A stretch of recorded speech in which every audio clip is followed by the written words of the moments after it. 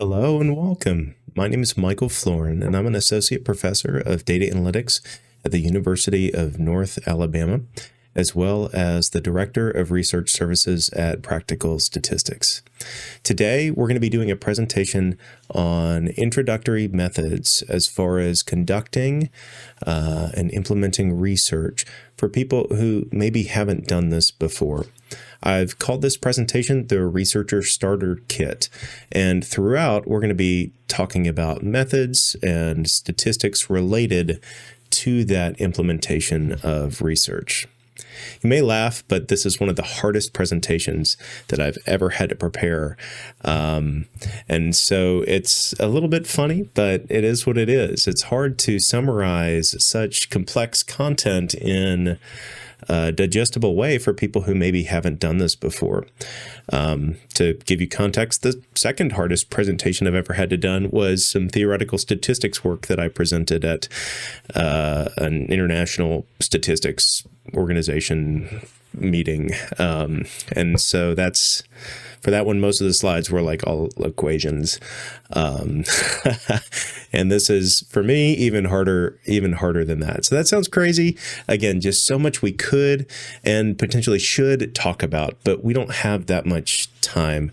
And even with this presentation is probably going to be a bit longer than I try to make these. But that's okay. I want to take the time to go through this in a way and in the hopes that this can be helpful for you in your future of designing research. So there's a million ways to slice this. This is how I'm going to end up talking about it. So where I landed on was breaking this down. The whole goal, again, is to promote research and academic engagement to be targeted towards complete beginners in this line. So today I'm going to keep it at the basics of the basics. The methods won't be top 10 study designs or things like that. It's going to be more, what are 4 general places that we can start and things that we should define when actually trying to create a study from the ground up. Similarly with statistics, this isn't going to be the difference between generalized linear mixed models and generalized linear mixture models. This is going to be descriptive versus inferential statistics, and when and how you use both, and hopefully a couple other useful statistical things too that you may see in your future research journeys. Because writing this stuff up can be difficult, I've also incorporated some writing tips at the end of each of these sections. So when we talk about methods, we'll talk a little bit about writing. When we talk about statistics, we'll talk a little bit about writing. So this is going to continue to bounce back. And that's intentional because I thought this could potentially be helpful for you. It might end up saving your sanity when you have to write all this study stuff down. As we get to the discussion, we'll be discussing the essentials for complete beginners. And again, plan less proper nouns, more like conceptual thoughts. And you'll see that as we discuss these, you're going to have some perspectives on some different decisions you'll have to make. And hopefully this will give you a chance to think through those decisions ahead of time so that you can make better decisions for your research study. All right. So essentially, how do we build the methods of the study? That's our methods. We're going to talk about these and essentially hit each on like what do we have to do for this? So the first question that we have to address here very quickly is, what are methods? So for me, I took a moment of reflection and jotted this down. Methods to me are mechanisms by which we systematically understand a setting, and realize this is not a textbook definition unless I'm the person writing the textbook. Everyone has their own words on this and their own kind of personal stance as to what this is. But this is my reflection on what this is.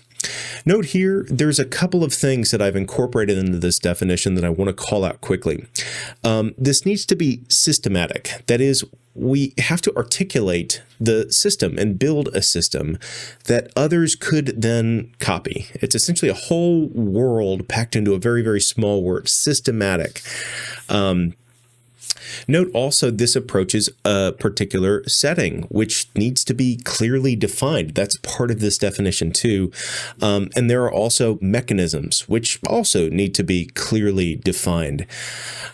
So within this, that's the key components of the definition that I've tried to put together here. There's a whole lot of things that fall under this. And, we're just not necessarily going to be able to talk about them all. We'll probably break this up into 4 different broad areas that I would say. And for some of you, if you've seen research before, maybe you think of like the protocol section in a industrial research project, or if you've read research before, you maybe think of a method section in a paper. Or maybe you think of like, how will we actually do this? The protocol in the sense of the actual implementation details. For me, I'm going to focus essentially on what we cover in the methods section of an academic paper, because I think it pretty clearly articulates the main components that you should think about when you design a study.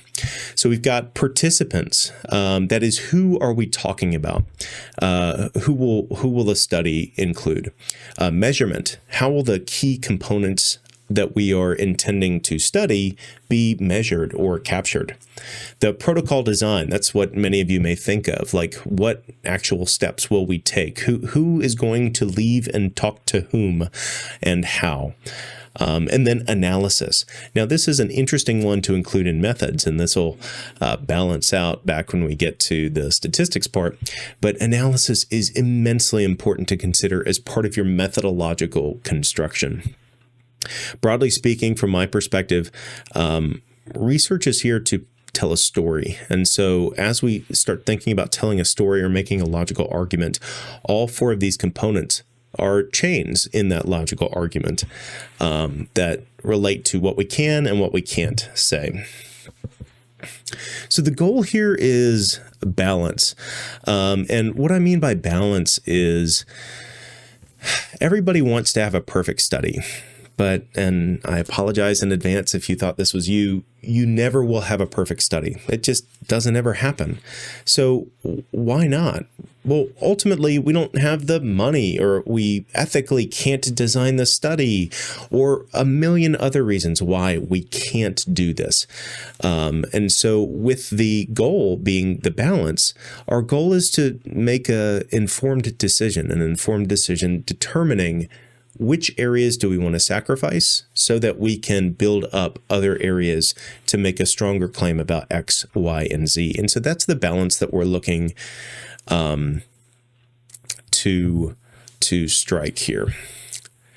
Now, in addition to balance, we really want to make sure that we are documenting everything that we're doing. So this documentation is done for a lot of different reasons, but because we have to strike these balances, and again, no study is perfect, it's actually really, really, really important that we establish and implement clear documentation of what we actually did. So this is for articulation and clarity, but there's a couple of points to this, like what do we need to articulate, what do we need to clarify? So number one, and again, under the context of the goal is balance, we have to balance the strengths and weaknesses of the study. We have to clearly explain this.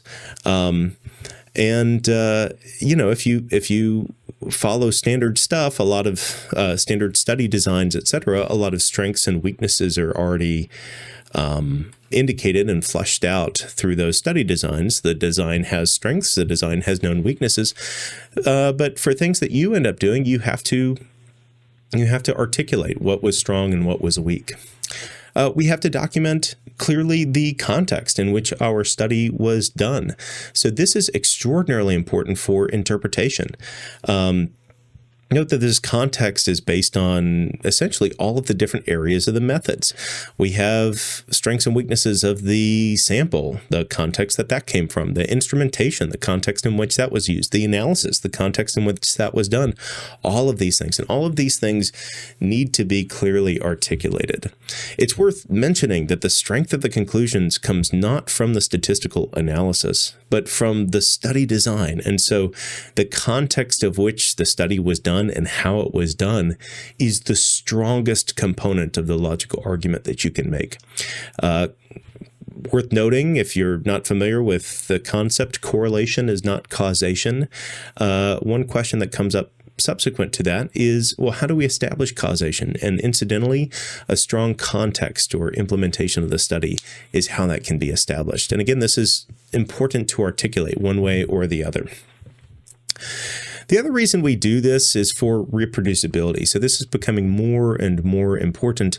The idea is that we want to be able to articulate not just a one-off study, which once demonstrated a concept, but a pattern of research that's broad and strong enough to inform confident application of the process that the researcher is studying.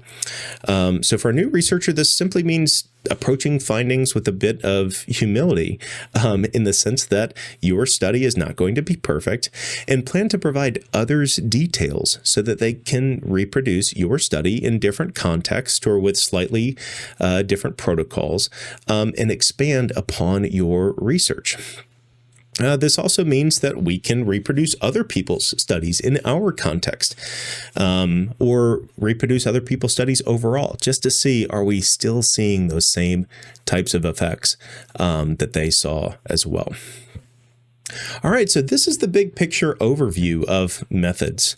Now, as I mentioned earlier, I do want to talk a little bit more in depth about these, specifically those 4 areas of methods. And again, you can think about these as the 4 areas of a method section in a research paper. And I want to take a little bit of time to talk through that, because each of those 4 areas are going to provide context in which we have to make decisions in order to design our study. These are decisions that are going to happen. So that first area is the participants. So for the participants, the first thing we have to think about is, who is the population? Now, think about this. Well, it sounds kind of weird to say defining your population, but bear with me, because this does actually warrant some consideration. So remember, when targeting your population and identifying who you intend your study's results to apply to, that this is within the context, or excuse me, the population that your study can speak to is not within the context of who you necessarily wanted this to be, but it's within the context of who you actually got. So when you define your population, it's really, really, really important to realize that you want to define a group that is reasonable for your study to represent, but not only that, define a group that would be useful for your conclusions to be about. So as you define this, think through, who do I want my conclusions to be about? So after we define our target population, we have to figure out, how are we going to get individuals from that target population? And we call this a sampling strategy. How will you go about gathering a sample from this target population? Now, there's a ton of options in sampling strategy. And as I promised earlier, my goal is not to go through all of the details of every possible sampling strategy option, but to maybe just talk about this as a concept to consider. Random sampling is probably something that you've heard of pretty often, but is not always easy or convenient to do. Random sampling involves that you have essentially everybody in your target population's phone number or email address, and can randomly select among those to determine who you're going to include. For many studies, that's simply not feasible. So the reason sampling strategy is so important then is, again, not necessarily the one you pick, but often the ones you can pick and the limitations of what happens if you pick different types. So for instance, if your sample is a convenience sample, the validity of the conclusions don't refer to necessarily your population of interest. This is actually really, really, really, really important. That is, the idea that the valid population to which your research conclusions apply is not the population you targeted in the first place. It is the population that is well represented by the sample you ended up using. The real bad part about convenience samples is not that they are bad or immoral in and of their own right. It is that people take conclusions from convenience samples and apply them or use them to make decisions regarding a population that isn't referred to by the convenience sample. They're using people who don't represent a larger group to treat them as representative of a larger group. And that's the problem there. So when you're selecting your sampling strategy, again, you have to balance. Remember, the goal is balance. As with sampling strategy 2.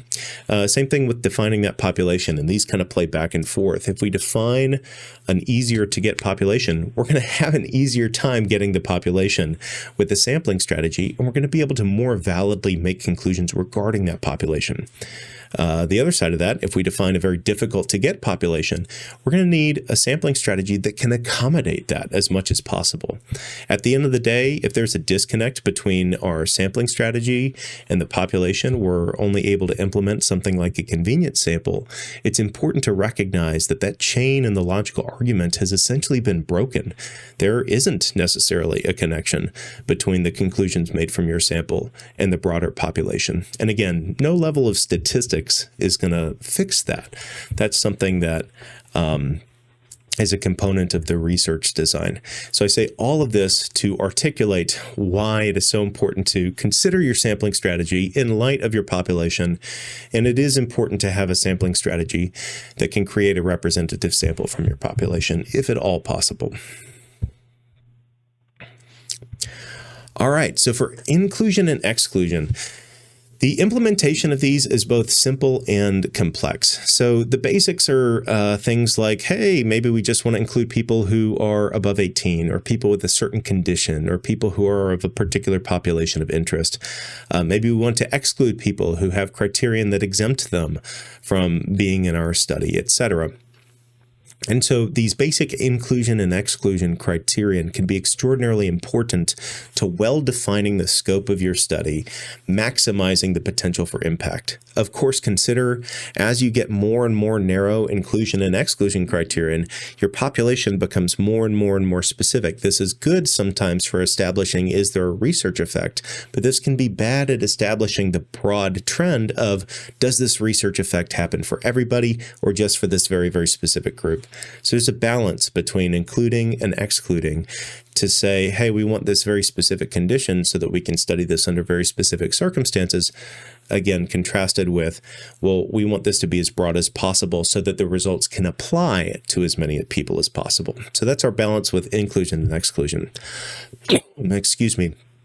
There's a more complex way to implement inclusion and exclusion that I quite like, and it comes up in the analysis stage of all things. For me, I find inclusion and exclusion to be one of the best ways to deal with outliers in an analysis. So for instance, you're analyzing a data set and you have one particular case that seems to be far different than all of the rest of the cases. So there's several different ways to address this, but what new researchers sometimes do is say, well, that case looks different. I'm just going to erase that case. And I would argue that that is probably one of the worst things that you could do in terms of just saying, I'm erasing data that I don't like. That leads to conclusions that are difficult to justify. And so as a rule, that's probably not your top option. One thing that you can do, though, is for these outlying cases, look into them and study them more and more specifically. And it might reveal a new and unique pattern.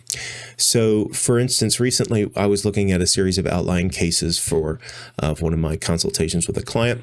In this particular instance, on this particular project, we looked at these outliers and noticed all of these outliers were from the same type of group, a group that on retrospect, we were not interested in studying. They had a very different pattern than essentially the rest of the population, but we're skewing our results towards that pattern to try to include that simultaneously with the rest of the population. Essentially, what we implemented then is an additional exclusion criterion to say, for individuals who are part of that separate pattern, those are not the people we're talking about. I want to note two things that are a little bit different here from the standard outlier removal technique. One, because we implemented this exclusion criterion based on a trait, not only the outliers were removed, but anybody who fit the pattern, they were also removed if they exhibited that particular qualification characteristic trait. And so in that, you don't necessarily cherry pick your data as much anymore. Now you're saying we're excluding everybody who follows that, whether they fit our pattern or not. So we're not just keeping people who fit our pattern, we're keeping people who follow the pattern of the sample and now the newly defined population that we're studying. That actually leads me to the second point about that.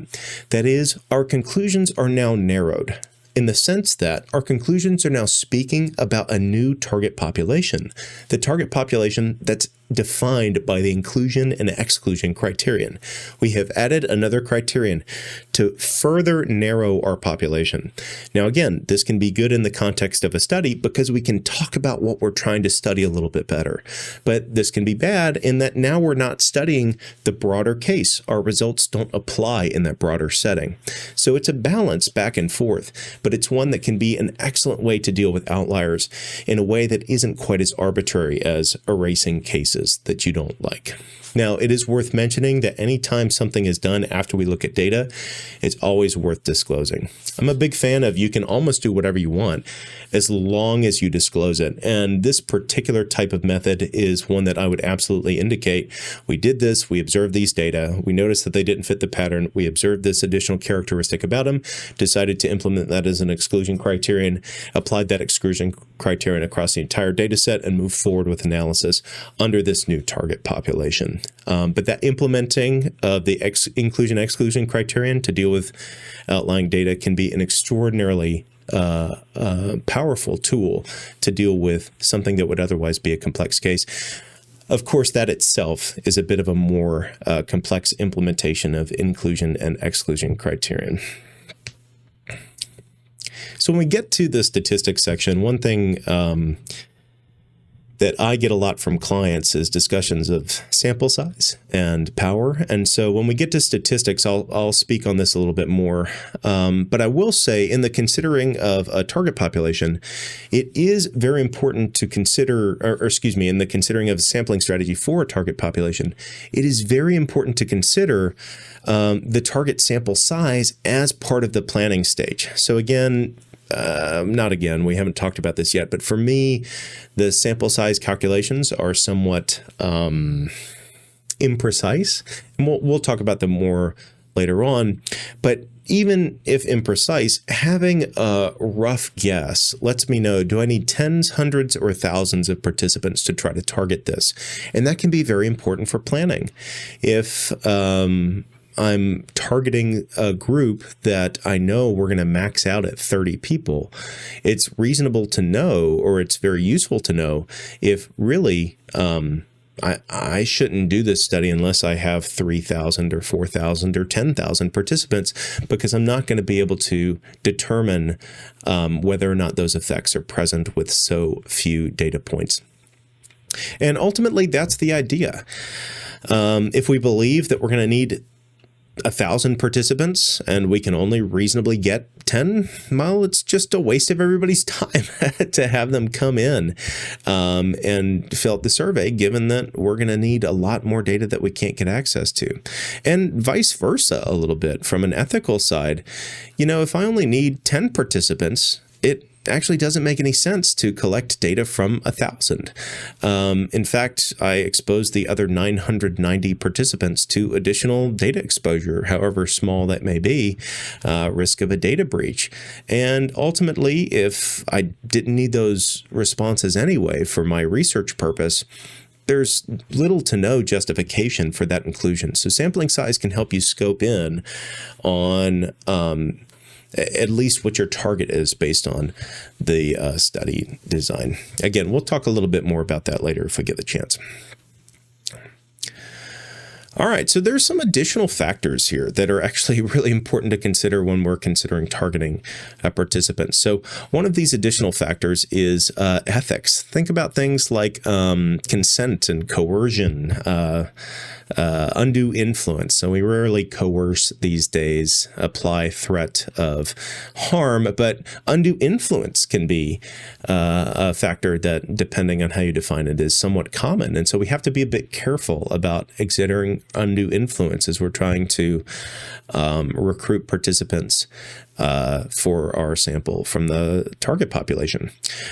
We also want to be careful too about like protected populations. Think people like minors, people with mental disabilities, prisoners where undue influence is so easily pressured, pregnant women. These are all protected classifications.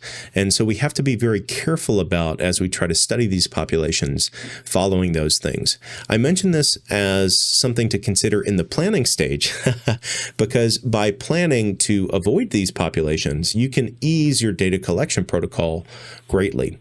Or if you believe that you need to include those populations, it's important to know at the planning stage, because now you know, okay, I'm going to have to put in a heck of a lot more work and get a heck of a lot more training, have a heck of a lot more protections in order to be able to interact with these populations in a research setting. So again, the goal is simply to identify these things so that you can start thinking about it. But the ethics of your data collection is something that you also have to consider. You know, another thing to consider with the participants is the availability of participants. Recently, I was consulting on a project where an individual was planning on recruiting a large number of CEOs to participate in a study. And quite frankly, you know, we were offering, I think, $20 an hour with no direct benefit to the CEOs. It was worth pointing out, and in that particular case, we had to admit to ourselves, we were going to be unable to access that population. That population did not have the availability to participate in our study. They just weren't possible to recruit. And so as you consider these things, the study that you're trying to implement and the participants that you're trying to get, considering the participant availability is extraordinarily important too. Are they even going to be available to participate in your study? And if the answer is no, well, you have to be honest with yourself about that and consider, how will that study change, or what additional incentives can I provide? Of course, without exerting undue influence, etc. You also have to take this into account with things like who your population is, what your sampling strategy is, and what those sample sizes are going to have to be, because all of those play a role. Again, if you need 10, well, you might be able to hit that sample size. If you need 1,000, well, depending on the type of organization you're hoping to speak with, there may not be 1,000 CEOs who meet your inclusion and exclusion criterion. So thinking through these things ahead of time is extraordinarily important as you define your research study. Of course, different methods require different sample sizes. So that's something we didn't mention here too, but is also important. A final thing to consider as you consider your participants is not just the sample size requirements, but also the dropout rates. So I find this to be very interesting with clients. We'll kind of have a target sample size, and then it'll come out later, well, we expect only about 25% of people to complete the program. We have a 75% dropout rate or 50% dropout rate. Now consider, if we needed 100 people for our target sample size to complete the program so that we can study the program's effect, one thing that we'll have to consider is that dropout rate. If 50% of people are going to leave and we have 100 people start, we're only going to end with 50 people. When we do these sample size and power analysis calculations, those indicate the final sample that you need, not the starting sample that you need. And so we can incorporate dropout rates. You essentially take 1 over the dropout rate and multiply by it. So in this particular case, you would take 1 over 50%, that gives you 2, and then multiply that by your sample. So if we initially estimated we needed 100 people, we now need to start with 200 people. And then when half of them drop out, we're still left with 100 people in the sample, which is what we needed to conduct our analysis. So I mentioned this from the planning stage because sometimes it can be the case where, if we reach, we think we might be able to get that sample, and that's fantastic. But then when it comes out, oh man, the dropout rates, we have a reasonably high dropout rate. We were reaching to even get that starting sample. But now after accounting for a 50% dropout rate, could we get double that number? Absolutely not. And that's something to know at the front. You don't want to find this out at the end of the study. You don't want to run an underpowered study where even if there was a program effect or a treatment effect, even if the method was effective, you weren't going to be able to find it because your study was underpowered. You'd rather know this at the beginning so that you can adjust your methods accordingly and adjust your expectations accordingly, if nothing else. So I mentioned this. This is one that I feel like isn't often covered with sample participants when I see these types of things. But in my professional practice, it's actually really, really useful to note, hey, remember to take into account dropout rates as you're planning your sample. All right. So moving on from participants, the second section that we had in hour 4 was measurement. So measurement's kind of interesting. Measurement is essentially the idea that we need to clarify which variables are in our research questions. Like exactly what do we mean by that? I like to say it's the nuts and bolts perspective of what we're talking about in our research, or the rubber meets the road perspective. So what's interesting here is that essentially we have to align the measurement. How are we going to measure this? The specific thing with the variables or constructs. A classic example is something like IQ. I want to study a program's effect on IQ, or I want to look at something related to that. Well, if we're trying to do that, we have to define IQ in some way. And I want to know, trying to connect back to our overarching theory that we're telling a story or making a logical argument. If I define IQ in a way that everybody thinks is ridiculous, nobody's going to trust my definition of IQ. So it's important to make sure that this alignment is valid. It means something. It's what you intend to do, not passive. This is something to be actively and intentionally done. And again, something to think ahead about as it impacts what you're going to have to do within your study and what you're going to be able to say on the other side of your study. So ultimately, this is where you decide exactly what you mean. What do you mean by IQ? No. Is it a number? Is it a phrase? Hey, they're smart, or hey, they're dumb. Well, you can physically define IQ that way. Is that a good definition? Well, it's not one that I would encourage you to use, but hey, I'm just your consultant person. You do whatever you want. So in that particular case, again, you have to think about, what do you mean? What do you mean when you say that particular I want to improve IQ? Well, what exactly do you mean? And this is the process that we have to do within our measurement. So what are some of the things you need to think through? Again, if you define this in a way that is so detached from what everybody else does, ultimately, nobody else is going to trust that definition unless you just come up with a sagely insight as to what's happening on the underlying condition of the nature of that construct and how it should be measured moving forward. If you come up with something super different, everybody's just going to say, yeah, you use something crazy. Hey, I'm going to measure IQ by looking at the size of your head.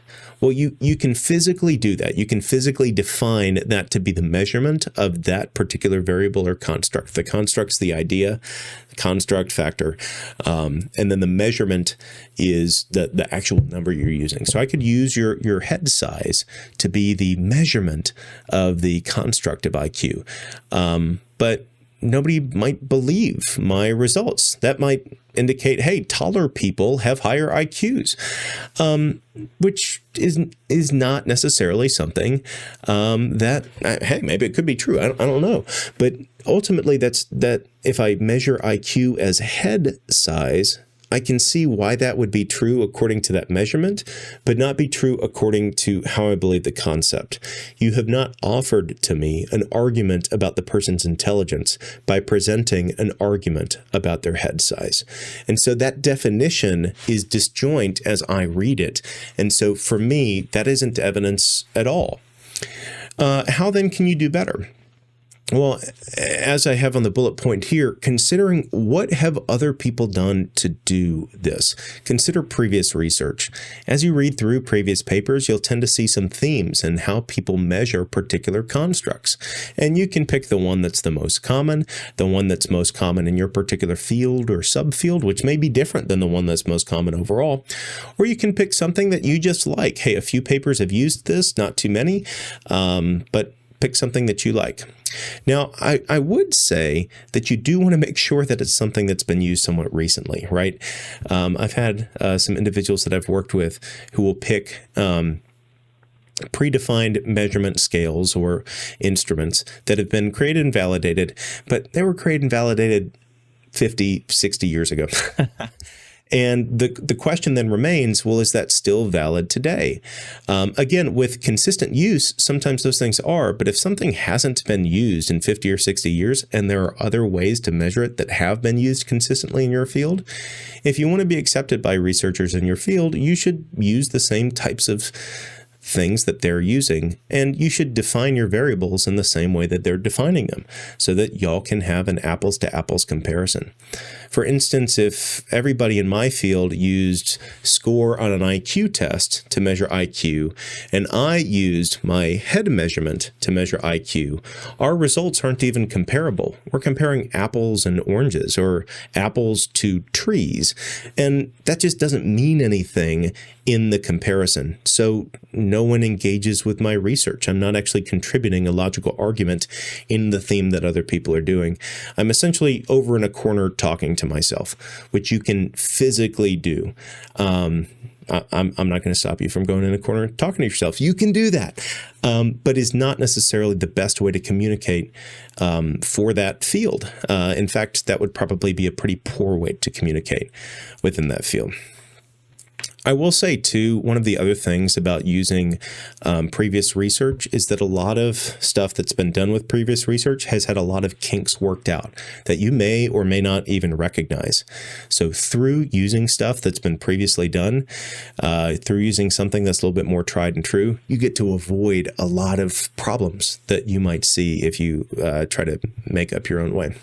Not that you can't make up your own way. I actually love designing measurement instruments.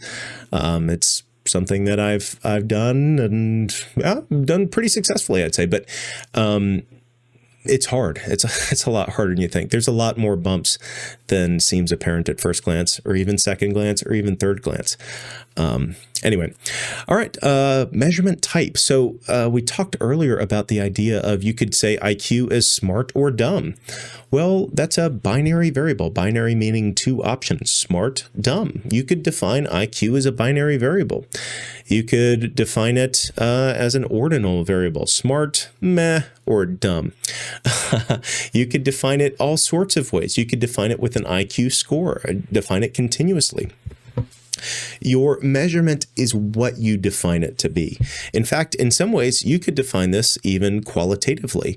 That is, it defies numeric condensation. I can't condense it down into a single numeric metric. I'm going to define this qualitatively as the entire story. Say a 1-hour interview talking through a series of different tasks. And that might itself be the data artifact that you then need to use for your research. And of course, that's going to affect how you do your analysis. I'm not going to talk a lot about qualitative in this presentation, but that is an absolutely valid measurement type. And in some cases is the correct measurement type to use. I'd say, well, I won't go too much into qualitative. I'm actually a big fan of qualitative stuff when done intentionally. All right. So another thing with measurement is feasibility, and I work with clients a lot on this. There's a couple of layers to this, but think about a 30-page survey for a population who isn't particularly invested in what you bring is not going to be feasible. They might do page 1. And then you're going to have 29 pages of missing data. So ask your important questions first. I'll mention quickly, because I don't think I mentioned this anywhere else. It's actually because of this reason I advise clients really think about your research questions and what measurements you need, and eliminate everything else. It wastes other people's time. It erodes their belief in the research system if they later find out that they filled out pages and pages and pages of forms that were unnecessary for the research. And it reduces your chance of collecting solid data. Even if they filled out the values, there are potentially validity issues as they read less and less precisely on subsequent pages for that type of population. But this is not just about survey fatigue. This is also about things like question readability in terms of like the reading level. So college level questions for grade schoolers isn't particularly feasible. If I have an instrument that's designed to be given to PhDs and I want to give it to second graders, that's not a feasible measurement application. An English questionnaire for Spanish speakers isn't necessarily feasible as is. And again, this isn't just, is distribution feasible? This is, or will they complete the questions? This is, let's say someone who is a native, not a native Spanish speaker, only speaks Spanish, speaks no English, and reads no English, completes a survey in English, and they actually fill in the dots. They have done an excellent job by giving it a God's honest try. What does that data mean? And again, ultimately, as a chain in a logical argument, as evidence supporting a logical argument, which hopefully our data all is, that is zero evidence. That supports no argument. That's just somebody who randomly filled in bubbles because they were trying to do you a favor. So in that particular context, that's not going to be good information for your research purpose, which is not, I mean, ideally not, studying the pattern of random bubble filling. That's kind of interesting. Maybe that should be a future study. But again, like it's think about feasibility, not just in can I get it to the population, not just in will they do it, but in what will it mean? Again, that reading level, English to Spanish, etc. Even a translated survey, you stick it into Google Translate. Does it still have the same meaning or connotation? Translating instruments is more complicated than it seems, in the same way that writing instruments is more complicated than it seems. It has a whole series of tried and true processes that help to alleviate some threats to the logic of using a translated survey. Think about, I wrote this one down in my notes here, taking blood samples during a meeting, probably not a feasible thing. So these are important things to think about as you consider your measurement. We've talked about kind of considering the target population, considering the sampling design, taking into account several other factors that relate to those. But considering your measurement too is so important. How essentially can I measure these things? What does that look like? And is it feasible to do this in the study that I'm trying to design with this particular population, with this particular sampling of that population? Is this feasible? So important. One other thing to think about here in terms of feasibility, and it's not quite related, but it's close, is that sometimes the measurement can actually get in the way of the thing that you're trying to study. Kind of let's build on that blood sample. Let's say I'm trying to measure stress, and I'm in there taking blood samples every 10 minutes. Well, if the measurement itself, taking a blood sample, creates stress, well, that could itself impact the outcome that you are trying to study. We could see elevated levels of stress, not related to the meeting, but related to the blood sampling. And so as part of that, you have to think about, well, is this still a feasible metric? I get that we get the number. I get that we get a valid number in the sense that it accurately measures whatever blood levels of stress is. Cortisol, I guess. I don't know. I'm not that kind of doctor. But the question is, does it accurately measure what we're trying to measure in terms of meeting stress? In that particular case, that might not be a feasible metric. There might not be a way to use that to measure meeting stress without itself causing stress, which would confound whether or not it's from the meeting, if that makes sense. We could then just sit people in a chair and measure their blood and see what the spike is and compare it. So there's ways that we could get around this, but it's something to think through, that actually the measurement instrument itself can affect the outcome. And that has to do with whether or not it's a feasible measurement instrument to study that particular outcome. So as we consider measurement, one other thing you have to think through is the reliability and validity of the measurement instrument. So we're going to chat more about the reliability later, because this is a statistic that if you use psychometric scales, you're probably going to end up calculating. But measurement validity broadly captures the idea, is this instrument telling you what you think it's telling you? Okay, so is that IQ scale actually measuring IQ? And consider that validity question is vitally important to your logical argument, because let's say you implemented a program and you managed to change that outcome and you called that number IQ, but it wasn't really IQ. The degree of that disconnect or lack of validity of that measurement can drastically impact not only the results of your study in terms of whether or not your program had an influence on it, but also the results of the implementation of the results of that study. So I looked at your study, your program looked cool, I then went and implemented it, and nobody's IQ changed. But that particular metric that you measured, that one did change. And so that disconnect, that validity of the measurement can be extraordinarily important. Broadly speaking, reliability is asking to what degree do a series of responses align with each other, in the sense of if the same person took it again and again and again, to what degree are their responses going to align with each other? There's a lot of different ways to measure it. Typically, if we have multiple questions all relating to the same underlying construct, we look at the mix of all of them, and say, does the mix of all of them tend to go up and down with each other? It's a way to visualize reliability. One quick note on reliability and validity. Validity tends to follow the use. Reliability tends to follow the sample. It's a little maxim I heard in graduate school. I love it.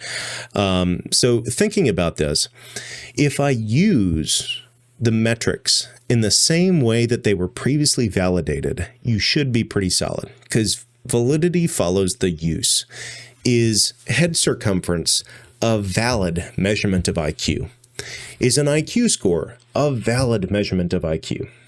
And I love the head circumference because it paints a great image. If I use head circumference to do IQ, to use it as IQ, that may not be particularly valid. But if I do head circumference, the exact same number to use as the fitting of a hat, that could be an excellent metric for will a particular sized hat fit or not. So it's not necessarily the number that's the problem, it's how we're using the number, what we're interpreting that as. And that's the idea of validity. Again, reliability, if we have multiple measurements, do they tend to stay the same? That is, if one goes up, do the rest tend to go up? If one goes down, do the rest tend to go down? Or do they weirdly split? That would be bad reliability. I'm trying to do it in the camera here. That would be bad reliability. This would be good reliability. For a multi-question thing. And there's many different types of reliability. Again, we might talk a little bit about this later. Anyway, I mentioned validity follows the use, reliability follows the sample. So if we get measurements from a different sample, it's worth it typically to reassess the reliability. Does that reliability look strong? All right. So process, procedure. How will we go about actually doing this measurement? So there's a lot of ways to do this, or a lot of ways to think through this. Maybe a medical context is a good one. We've done business, we've done education. So medically, think about heart rate. Think about your heart rate. If you go in for a doctor's appointment, how should we measure your heart rate? Should we measure it right when you walk in? Should we measure it right when you go in the back? Should we measure it sitting? Should we measure it standing? Should we let you sit for 5 minutes before? Let you sit for 10 minutes? What about if your legs are crossed? What about if your legs are not crossed? So for all of these types of things, surveys, is it online? Is it in paper? Is somebody sitting there? Is somebody not sitting there? Are we validating? Are we not? So all of these things are kind of part of the process and procedure, and are things that you should think through as you're thinking through your measurement. How will we actually do this? Kind of the process and procedure.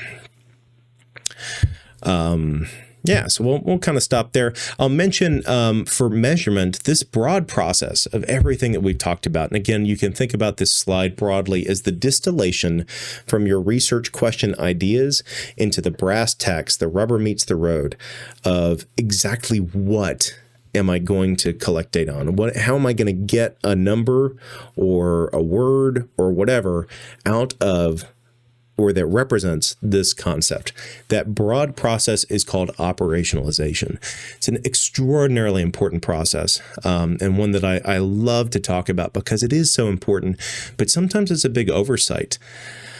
I guess the last thing I'll say here is when you read research, the way in which research is operationalized is almost as important as anything else. Because again, think about somebody who measures IQ via a score. Think about somebody who measures IQ via skull size.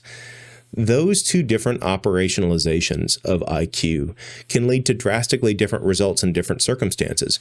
And the way in which it was operationalized may have different effects depending on the study design. So some study designs or some interventions may affect skull size more, some or may be related to skull size more. Some interventions may be related to an IQ test score more. So learning to read the operationalizations of the concepts and not just the intent of the concept, kind of similar to learning to look at what the sample was, not what they intended the target population to be. That can be a very valuable tool when reading and interpreting research.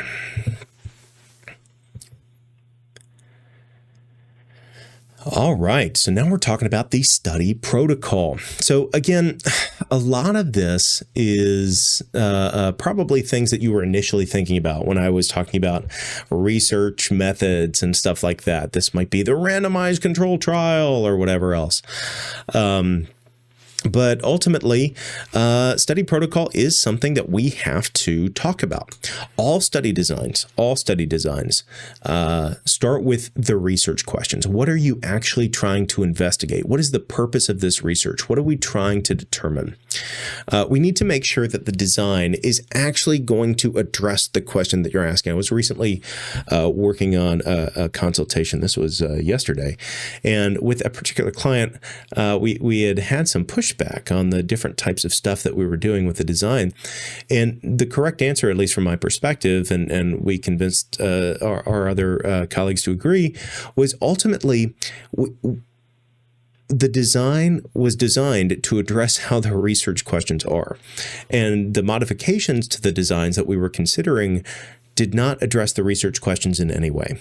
So for me, that correct formulation and statement of research questions is critical to correct design. Saying this a different way, if we try to do a research protocol without having crystallized exactly what we're trying to study, it can become difficult to determine what a correct protocol, or much less the sample or the measurement, is if we're not 100% sure what we're even trying to do here in the first place. So you can think about those research questions as kind of same paging on the big picture. What are we trying to do? And then the protocol is in culmination with the other facets that we've discussed thus far. How are we going to get there? So again, because of this, we need to make sure that this protocol, this study design, is actually going to address that question. So now we defined what we're looking for. Now we got to go get it. The cool part, the rub, is we also get to design some consideration here for counter arguments that other people would have. So this is the thing that I love about designing a protocol, and I'll interchange between protocol and study design here. Those probably aren't synonymous, but I beg your pardon. Is that when we design this, we can think about what are some counter arguments that other people will have, and how can we address those counter arguments? So consider from a very naive perspective. Let's say I'm comparing drug A and drug B. We'll keep going with medicine for a second. The inclusion of, or excuse me, not comparing drug A. I'm trying to, not A versus B. I'm trying to look at the effectiveness of a drug A. And if you've heard of medical studies, sometimes you'll hear of the context of a control group or a group who got nothing. But thinking about this, the inclusion of a control group, a group who got nothing, is kind of silly. It's kind of weird. If I'm studying a drug,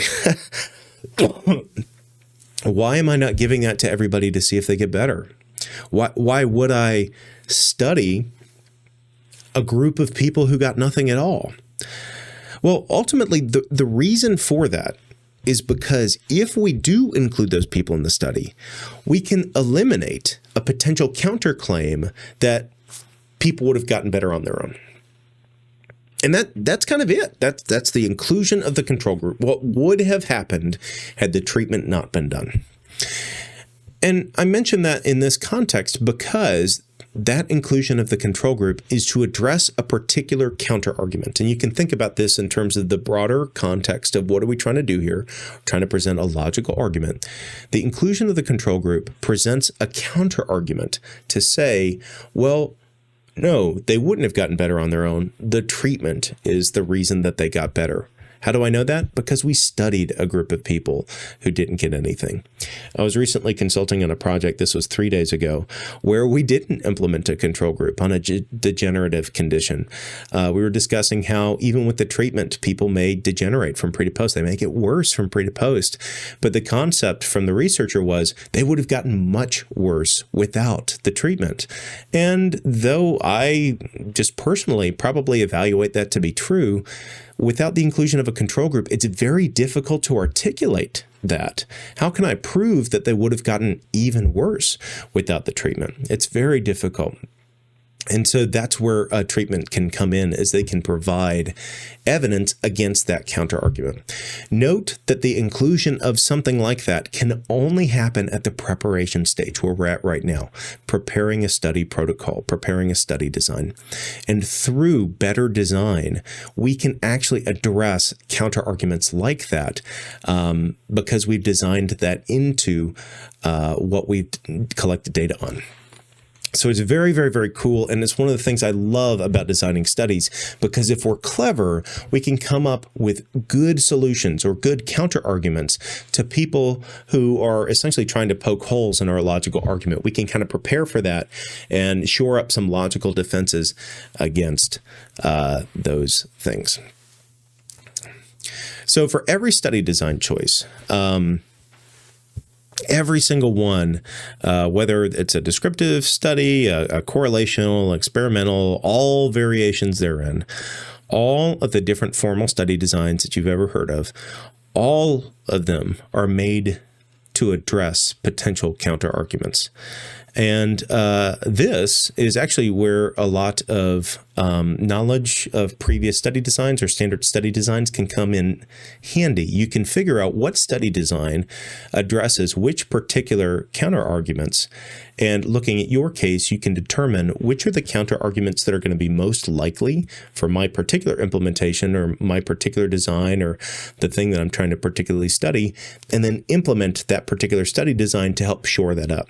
At an advanced level, you can start to mix and match. You can pick the best pieces from different study designs to essentially create your own. Now, let's be honest, everything has already been done. It's not quite true, but kind of. So you're not going to actually create anything completely unique, but you can create something that, again, is going to shore up these logical defenses of your argument. Now, if you do this well enough, so if you eliminate enough very common counter-arguments to the claims that you're making in your study, you get to call that study you get to make causal claims from that study. And essentially that's how we design studies that are strong enough to make causal claims. Note then that the strength to argue causation, again, I mentioned this earlier, but the strength to argue causation does not come from statistical methods and statistical rigor standalone. Correlation is not equal to causation, if you've heard that. This is correlation isn't equal to causation, because correlation is a statistical method. It's not that correlation is never causation. It's that correlation and causation are just not the same thing. Correlation is a statistic, and causation doesn't come from a statistic. It comes from the study design. Can correlation be causation? Absolutely, if the study design supports that. But by default, correlation, the statistic, does not imply causation, because we can't assume that the study design is rigorous enough to support causal claims. All right, so I say all of that, and that is a lot on just the title of this slide, but that introduces this concept of find a balance. So finding a balance here is the same way that we address a balance earlier, but that is, man, we want a super duper rigorous study, but that can be extraordinarily expensive to do, that can take a lot of people's time, that could open up people to not receiving treatment that we genuinely believe would be effective for them, etc., unethical situations. And so ultimately, as with everything we've talked about thus far, we need to find a balance. We have to find a balance between methodological rigor and feasibility, I guess. Again, as you consider this for your particular studies or study designs that you're considering, remember, no single study does it all. That's just the way it is. So don't feel the pressure that your study has to do it all. Plan on your study being part of a larger body of research work that may happen from you, may happen from others. Again, we've talked about that documentation on one of our first slides here, with this intent of your study joining a larger body of work. But that's an important consideration as we talk about finding a balance, because analysis paralysis can become a huge thing. You could try to implement the perfect study and be stuck on designing the protocol in intractable situations, when the solution actually is run something, take an intelligent trade-off of costs versus benefits, but realize you will have costs, you will not have a perfect study, and run that, and then build on that. Maybe your next study, you take a different set of costs for a different set of benefits to articulate that rigor in a place that a previous study did not have rigor, to inform that those effects are sound, and maybe those counter arguments are not applicable to this particular treatment or method. So as you find a balance, again, just consider your body, your research is part of a larger body of work. It does not necessarily have to stand alone. So as you're considering your study design, there's a few different things that you can consider. So again, I mentioned I wasn't going to talk a lot about quantitative versus qualitative, but we did mention it on the previous slide, with your measurement. That is something to consider. Are you doing a quantitative or qualitative implementation? That has large scale effects on how you design your study. So you need to consider that. You need to strongly consider that as you're coming up with your protocol and frankly, on all of the other things that we've talked about thus far too. Observational versus experimental. So there are some cases where we are able to easily access observational data, or more easily access observational data, or access our observational data for larger groups of people. And experimental data might be more limited. It might not exist. We might have to collect it ourselves. A lot of data we can collect ourselves. That's just fine. But, maybe experimental data would be very difficult to collect ourselves.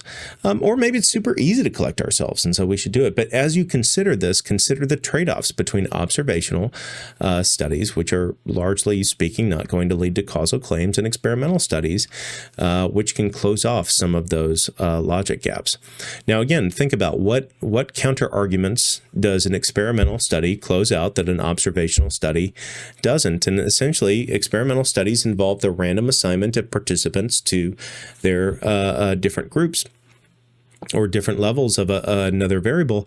And through that random assignment, we can feel that the broad participant pool has been scattered well. And in observational studies, we simply don't have that evidence indicating groups could have pre-existing differences. Groups could have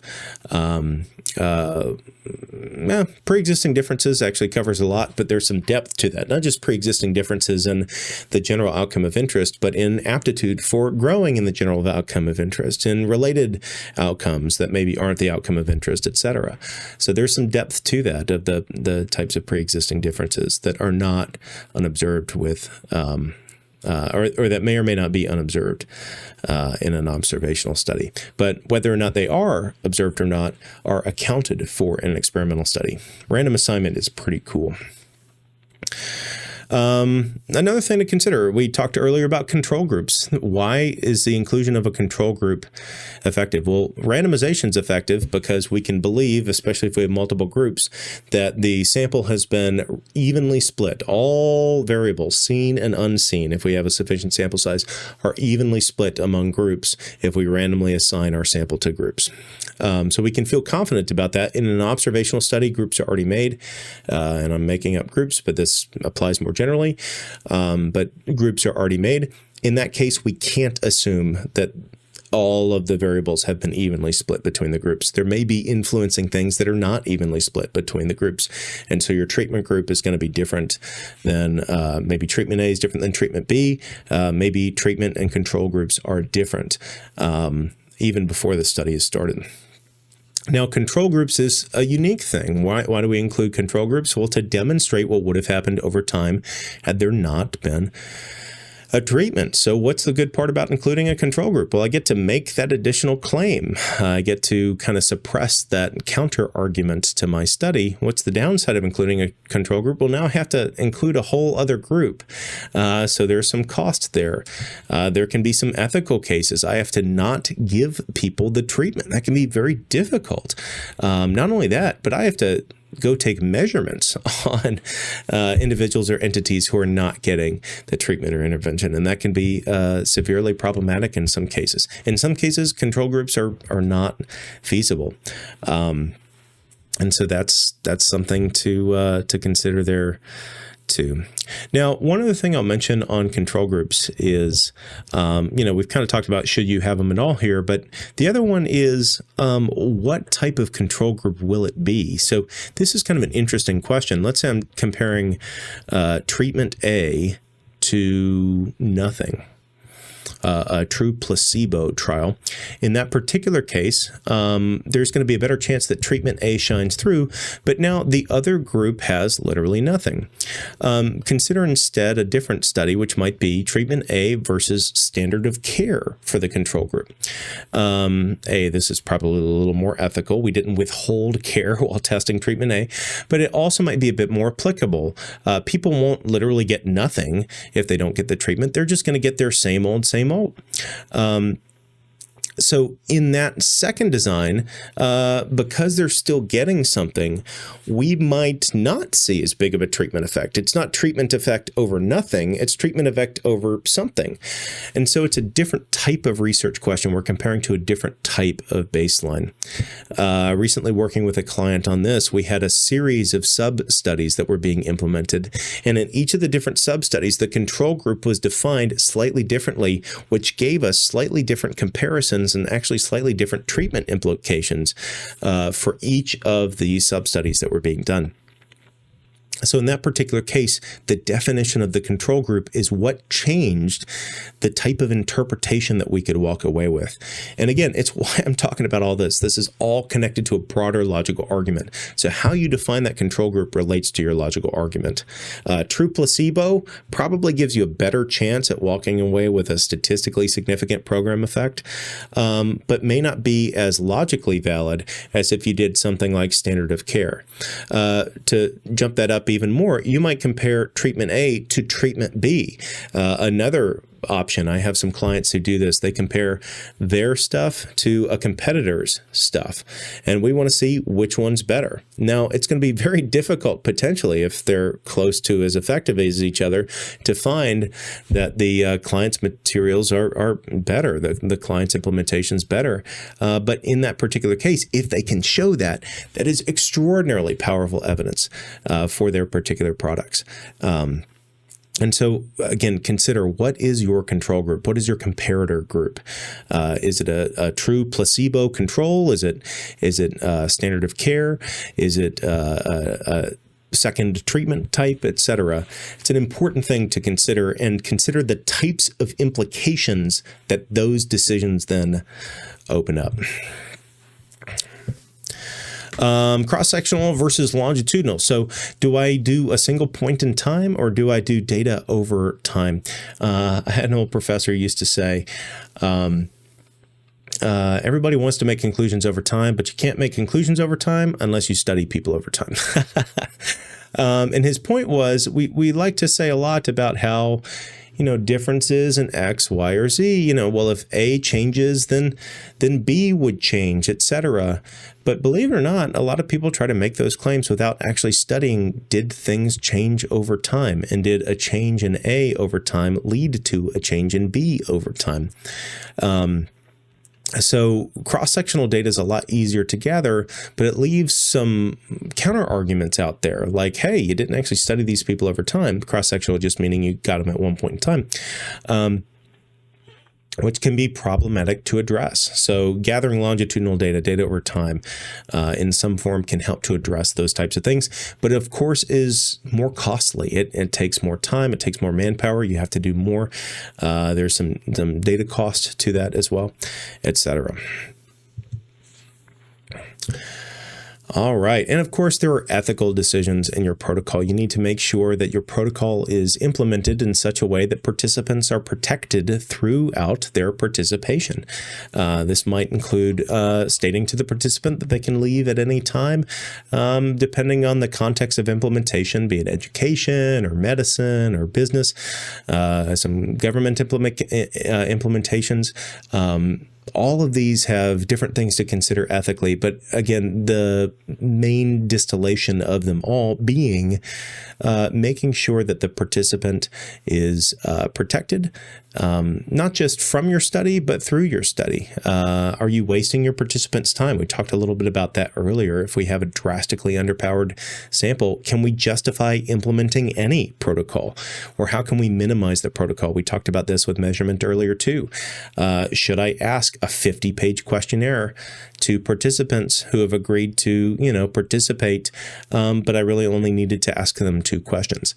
Ultimately, ethically, the answer is probably no, not without further consent of it participating in additional research. But it's something to consider as you consider your protocols and your specific interactions with those participants.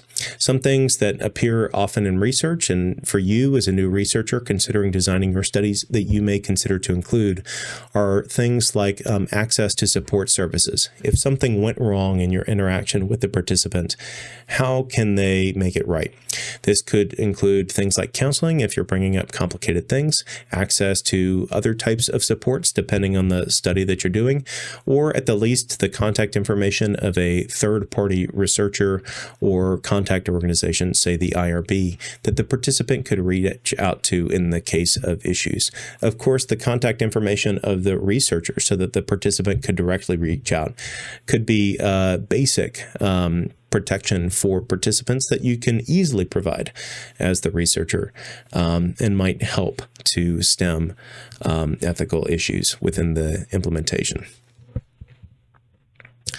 The more you know, the more you know. So I include this. I actually talked a little bit about this earlier. The idea is that, as you study kind of standard designs, these can help to inform everything that we've talked about in this slide, the protocols. That doesn't necessarily mean you need to use one. So the Solomon 4 design, it's not necessarily the right answer for you, but understanding what is implemented, how is it implemented, and why is it implemented, what counter arguments does does that address that's going to be extraordinarily helpful for you as you're thinking through this. One of the reasons that I really like thinking through the purpose of study design as essentially addressing counter arguments, which it is in my perspective, is that this gives you a tool by which you can read other study designs and interpret their relative strengths and weaknesses. What counter arguments did they address? Well, that's a strength of the study design. What counter arguments did it leave open? Well, that's a weakness of the study design. As you assess the openings and closings of different possibilities with other research designs and studies that you read, that can help to inform what you as a researcher want to implement in your own study. I'm a big fan, and we may talk a little bit about this later, of looking at other people's studies and learning from them. Using even exemplar papers to help, not just with writing, but with design. We will talk about that a little bit later. But in terms of the design component, you can look at studies that other people, you think, that was implemented really, really well. It was easy to do. It was a really strong study. They didn't really leave open many counter arguments.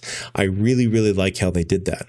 Well, that might be a great example of how you could conduct your study, or maybe with some modification could be a great example of how you could conduct your study. So learn from other people, not just in their result, but in terms of their method, and in this particular case, of their protocol. So again, the more you learn, as you look at more and more study protocols, as you study more and more like theoretical study designs, the more options you have. As you consider each specific case that you may consider doing a research project in, this ultimately opens up options for your brain to touch base against and conceptualize as you're constructing your own study. The long-term goal being, you don't necessarily need a research study design name. You can just tap into, okay, these are the different types of constructions of studies that we can do. Here are some relative strengths. Well, I think I like this one, this one, this one, and this one for my study, and then move forward with a broad understanding of this is going to be the relative strengths of such a design and the relative weaknesses of such a design, but in line with what I'm intending to get at with the research question. Again, the key concept, merging and finding a balance. And so the more you know, the more you know. It is helpful. It is helpful to have seen lots of different study designs when planning your own, lots of different protocols when planning your own. But again, there's no perfect one. Nobody's going to have a perfect study design or a perfect protocol. And your situation is, if you're not doing a pure replication study, going to be a little bit different than everybody else's. So seeing a lot of different ones can help you merge together something that's going to work well for you.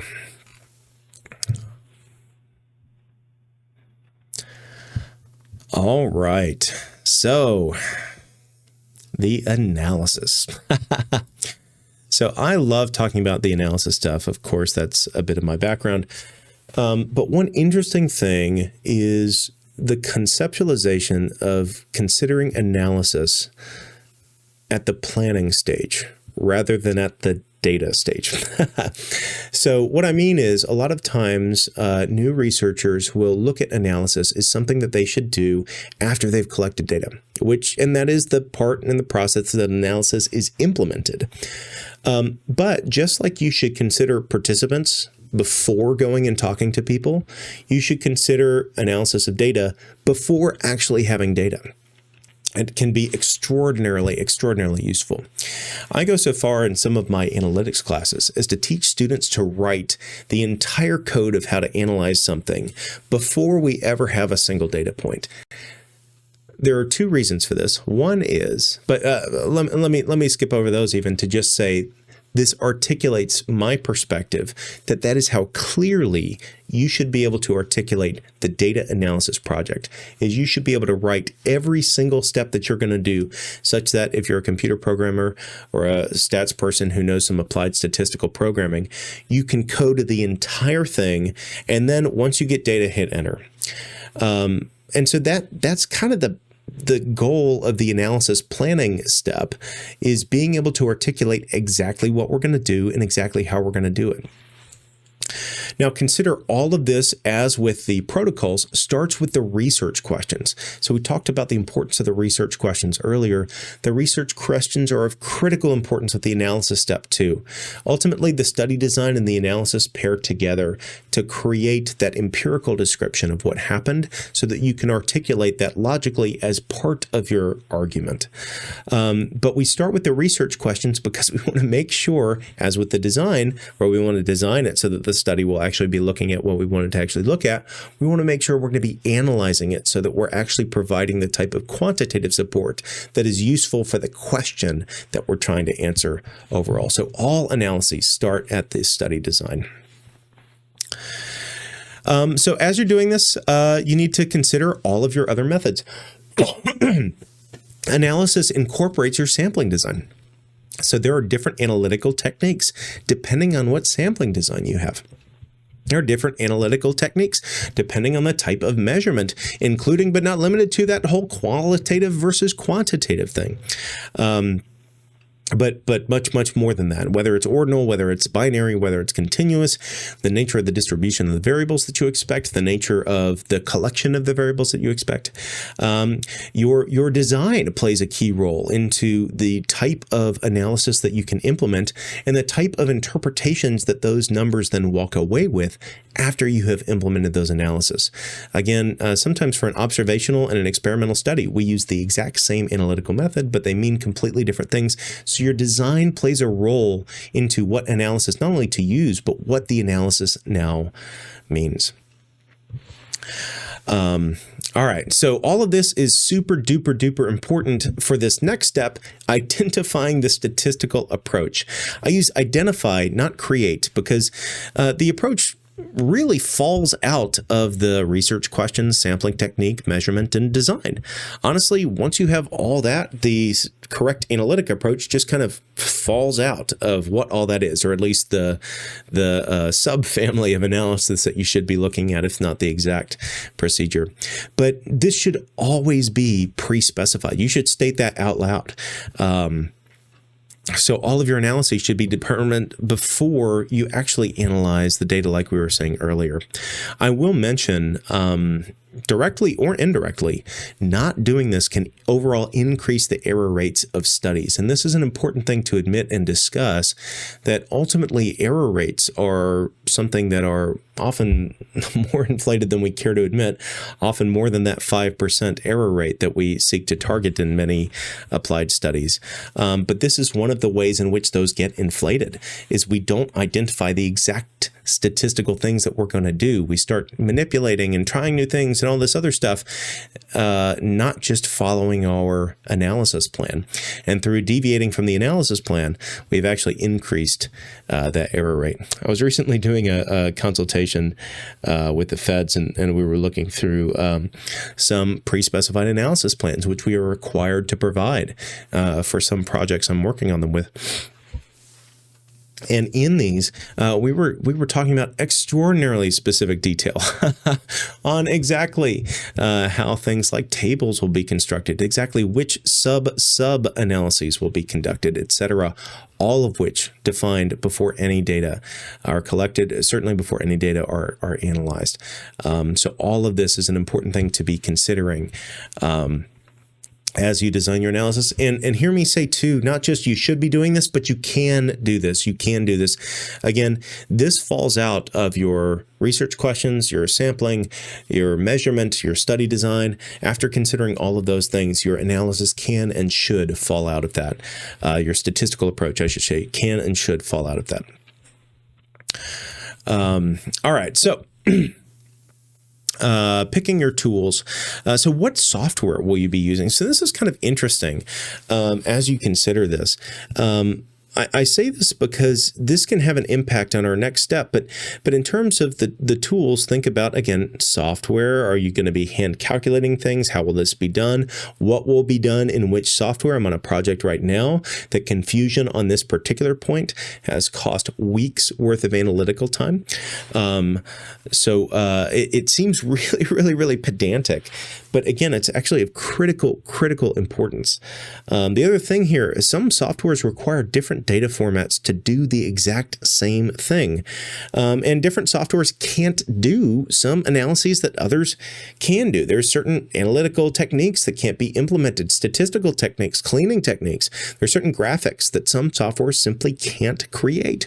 And so that's really good to know ahead of time, because you need to pick tools that align with the approach that you want to implement, both statistical and I'll include graphics under the statistical approach, but statistical and graphical approaches, you need to pick tools that align with the approaches you've identified. Now, one thing I want to say is I worry less about, will the softwares calculate numbers differently? That's not really what I'm worried about here. I will say this does happen, but it's relatively rare, and usually it's based on different presets of options, which, depending on the software, are buried deep in documentation. But again, that actually for me is less my concern. I'm less worried about, will the different softwares calculate different things differently. I am much more concerned, me personally, at this stage, with, can the software do everything that I want? And if it can't, I want to change to a different tool that actually can do everything that I want it to do. You want to specify this as part of your methods, because if you format the data right in alignment with the tool that you're using from the get-go, this is a huge pain to pivot if you end up changing from that specific tool. But if you format it right, so again, think about this in terms of the problem, not the solution. So I said, if you format it right, it's a pain to change. That's exactly it. It's the idea that to have to redo all this, you've just entered your data all in this particular way.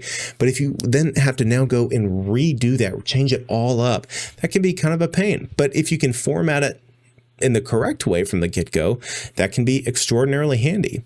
Now, don't hear me say that there's not going to be any data formatting after you've collected data. Do hear me say that if you picked a tool that can easily format the data, and you know what you're going to be doing to have to reformat it, that's the stage that you want to be at here. Data cleaning. So broadly speaking, data cleaning is just the process of getting data in the format needed to conduct your analysis. So again, thinking about that, kind of the last point I made on picking the tools, that's a huge part, is as it relates to data cleaning. As I mentioned, different softwares can require different data structures for the same exact analysis. So the different softwares play a key role into determining what clean data is. If clean data is getting it in the format needed for analysis, if two different softwares need different formats, well, a clean data for this software A is not necessarily a clean data for data set for software B. So the purpose of data cleaning is pretty straightforward, but there's a lot of different things to consider. So planning the data format is kind of an interesting thing. I mentioned it's not necessarily the case that you should expect to not have to do any data cleaning after you enter your data. And this is kind of what I was thinking, because sometimes entry convenience can be balanced with analytical convenience. So consider your skills at reformatting data. Frankly, if you have zero skills at reformatting data, prioritize the analytic convenience. That is, you need to enter your data set in a way that the software that you have identified in the previous bullet will be able to take it and immediately use it. Now, if you have great data reformatting skills, well, then I would recommend prioritizing your data format, at least in the data collection stage, in a way that it is easy for data entry. And that could be manual data entry. That could be downloading a data set from a particular file or software, etc.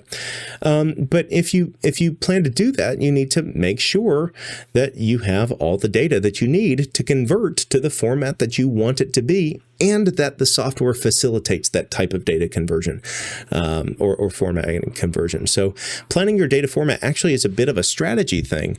And so it's something to consider and plan on ahead of time as to how exactly that data will be formatted. Again, knowing the tool ahead of time makes it so that you can make a better decision regarding this, be better informed when making this decision. So the tool is an extraordinarily important component here. I'll say, as a rule, don't manually reformat your data. That's a huge, huge pain.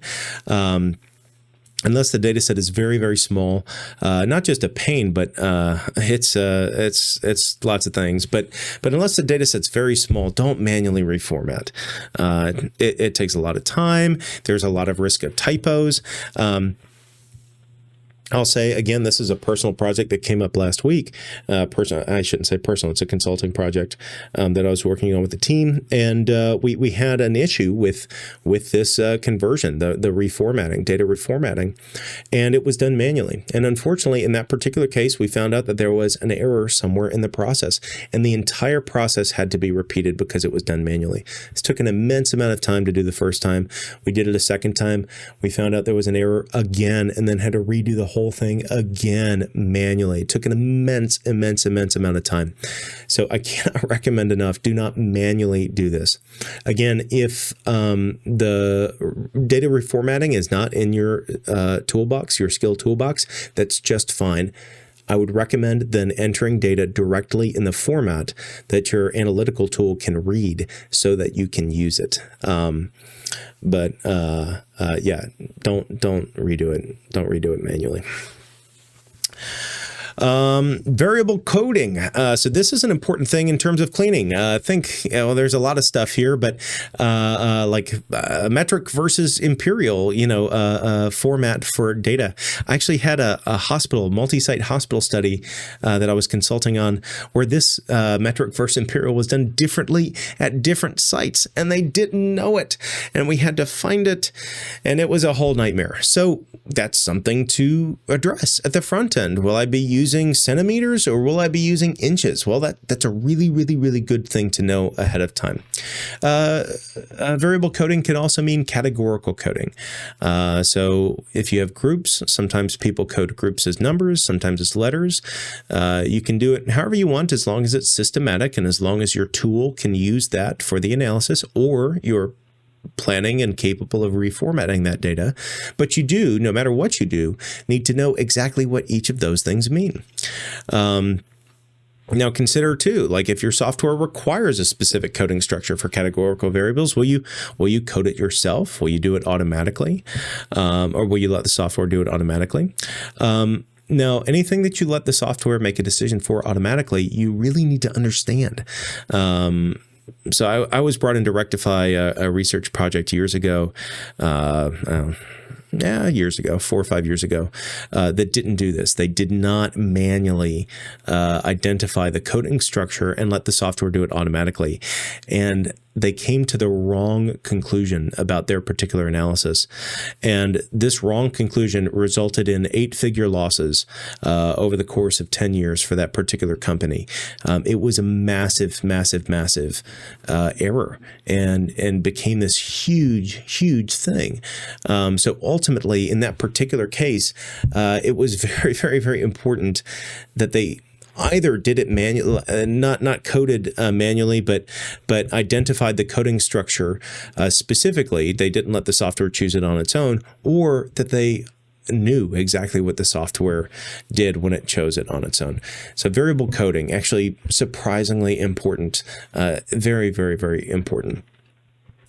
Calculated variables. Think about if I'm doing scale scores, how will I do that? Will I have a mean score? Will I have a sum score? What are you going to do if one of them's missing? Again, I'm not here to necessarily give you the right answers. I'm just here to tell you, you should think about this and identify this and make that decision before you have your data. What are you going to do with the outliers? You should make that decision before you have your data. Missing data. Oh yeah, absolutely. How are you going to deal with missing data? Will you consider different types of missingness? Now, when stats people hear types of missingness, they hear missing completely at random, missing at random, missing not at random. But for you, I actually mean this in a very different way. For instance, when people are filling out surveys, sometimes you might have a missing where a participant looked at an item and chose not to select it. Sometimes you might have a type of missing where the person didn't even look at the item. How will you treat these differently, or will you treat these differently? How will you detect that if you can? So there could be different types of missing values. How will you account for that? How will your analysis account for missing? Of course, we're in data cleaning right now, but missing values are equally important for analysis. So how are you going to do this? And then I have document your data. Again, data cleaning can be even more than this, but these are just some big points. It is so important to document your data process and your data cleaning process. I'll say first, and it's worth disclosing here, as a young researcher, I initially had thought, well, documenting isn't all that important. Who really cares about data documentation here? And, if it's only me who's working on it and I know what it is there really any harm that could come from not? The answer was yes, absolutely yes. As a more experienced researcher, I cannot take the words to describe. This is already a super long thing, and I can't take the word, and we're going to keep going for a while. I can't describe the frustration when revisiting some of my early project files. When I'm looking for something very, very specific, nor can I describe the relief when I look at some early project files and find that was one that I decided on a whim to do some documentation for, because when I look back at things, it can take forever to find stuff if nothing was documented, and documentation can take can help save hours, tens of hours in that process. It is worth to me the extra hour that it takes to document your data and your data cleaning. It might take an hour for a small study. For a large study, it is doubly worth the few hours now that it would take for a large study to document your data. So there's a lot of things to talk about here. One is the data cleaning process. One is the data itself. So the data itself, we call a code book or a data dictionary. It doesn't really matter what you call it, but for each column, you should have the variable, the full content of the question it's related to, the definition of it, the source of it, if applicable, like where did you get it from? If the item is part of a larger scale, what is that scale? All the possible response options or a range of them should have the units of any numbers, all of the codes for those particular items that are available for the data set. The values that it could have taken, what is a missing value. If you're creating these for the purpose of a single study, I also think it's a very good idea to connect these to their research question. Before the study even starts, you should have a listing of which items are related to which research question. Even if it's just this item is demographic or descriptive or a regression covariate, this information can be absolutely essential when it comes time for analysis. Of course, the other side of data documentation is documenting your cleaning procedures. All right, you chose to do this for missing values. You chose to clean out these types of values. You chose to do this as you were cleaning your data set. You chose to rephrase this. You chose to reformat in this way. Fantastic. That's all great things. Write those down somewhere. I mentioned earlier the data code book and the types of information that might include. This is the type of information you might include in a separate document that I call a data journal or a cleaning journal. And I'll say for me, I just have a cleaning journal up on the side of my screen as I clean data, and I just jot things into it as I'm cleaning through data. It can be extraordinarily helpful to work through. All right. So one thing I'm mentioning here, and it's a bit out of order, but I wanted to drop it in because I didn't really have any other place, is prepare for edge cases. And so a lot of times in the analysis, we can think through, all right, what do we want to do? But it's also important to think about, well, what are we going to do if things break? So in this realm, consider things like outliers. Consider things like, what if assumptions break? What are you going to do if there's a lot of missing data or people skipped to the last half of your survey? Again, think less if the protocol breaks down, though of course that's important to consider too. That just falls in a different section. Think more about what could reasonably happen with my data. And again, be a little bit prepared for it. So as you're preparing for the analysis, you really want to have an idea, not just what the main plan is, but kind of what the comprehensive plan is that you're using to address your data, and how you're going to essentially take the data, the information that was collected from the study. That's all data is collected, written down information. How you're going to take that information and use that, kind of massage it, put it together, aggregate it into a way that informs your logical argument. That's the process of the analysis. And again, all of those decisions, all of them, even these edge cases, should be documented. So that's our goal for the analysis, and that's kind of our last component in this this methods piece, our fourth component of methods. It's something that sometimes people don't consider in the methods, sometimes don't consider in pre-preparation, but is extremely valuable to look at ahead of time. Again, if nothing else, it keeps your error rates a bit more under control. But as you see all of these different things, you can also see that doing this can save you an immense amount of time. Doing this can add validity to your study. Doing this can help make the rest of the study easier to write. And doing this can provide clearer and cleaner logic in terms of what you did and why you did it.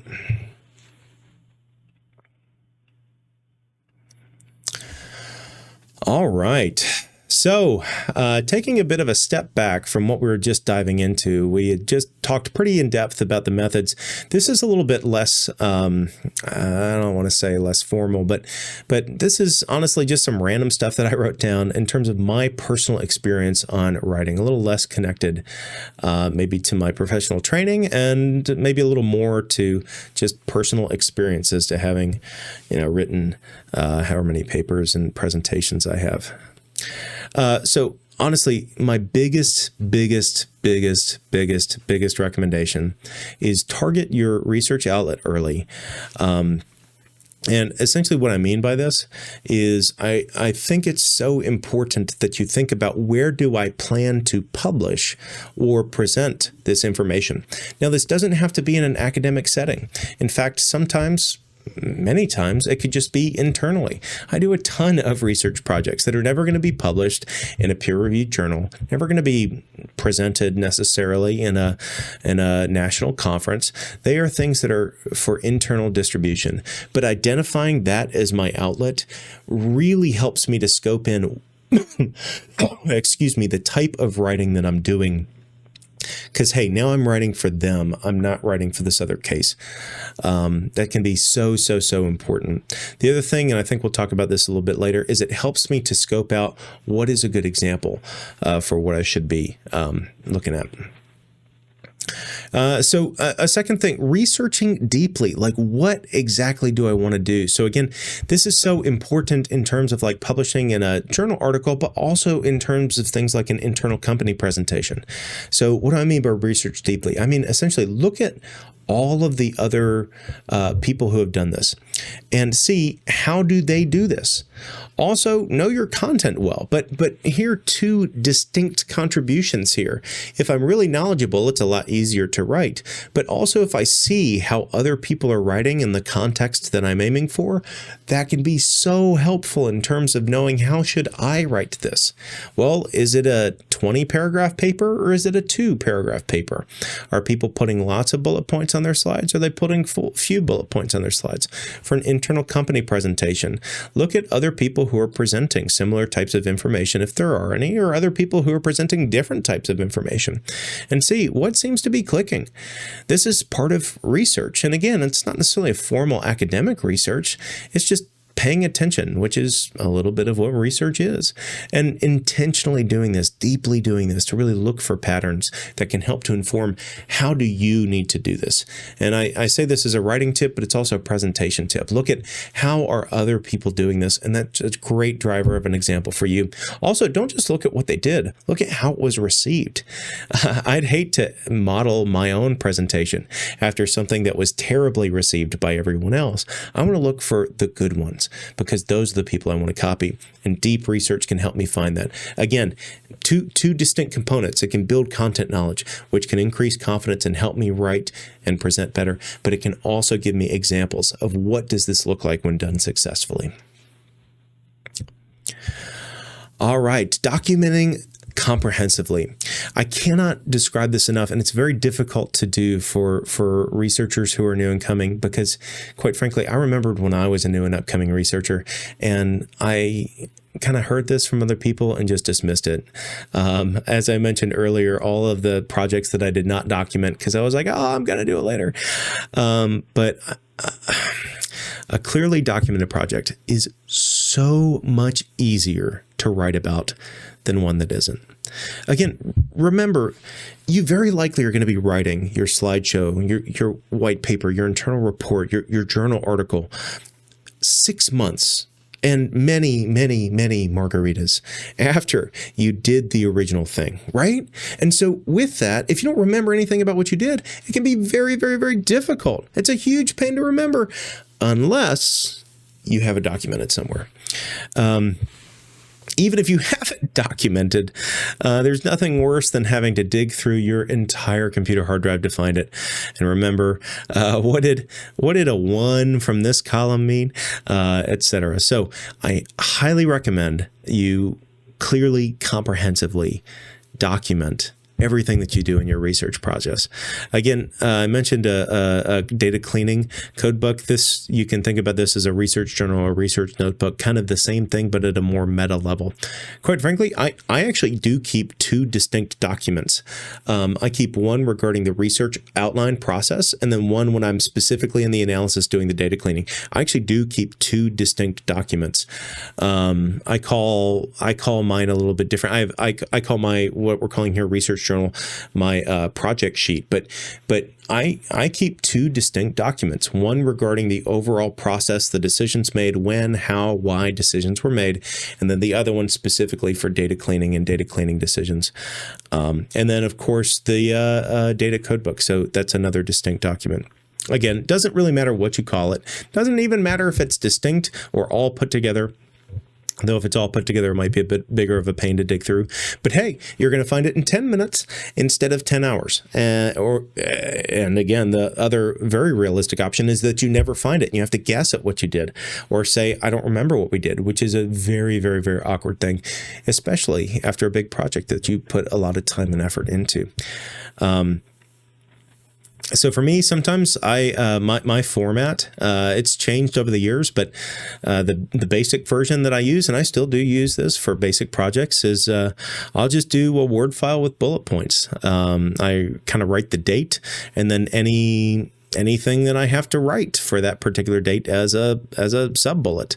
It does take a bit of finding to dig through all of those different notes from all of those different dates for all of those different decisions, but I cannot describe how much quicker it is to dig through that than to try to dig through all of your documentation or every email that you've sent over the last 6 months or anything like that, in the hopes that maybe one of those include how did we actually deal with this situation. So I'll get off my high horse here, but documentation, so important. We talked about documentation as part of the research process earlier.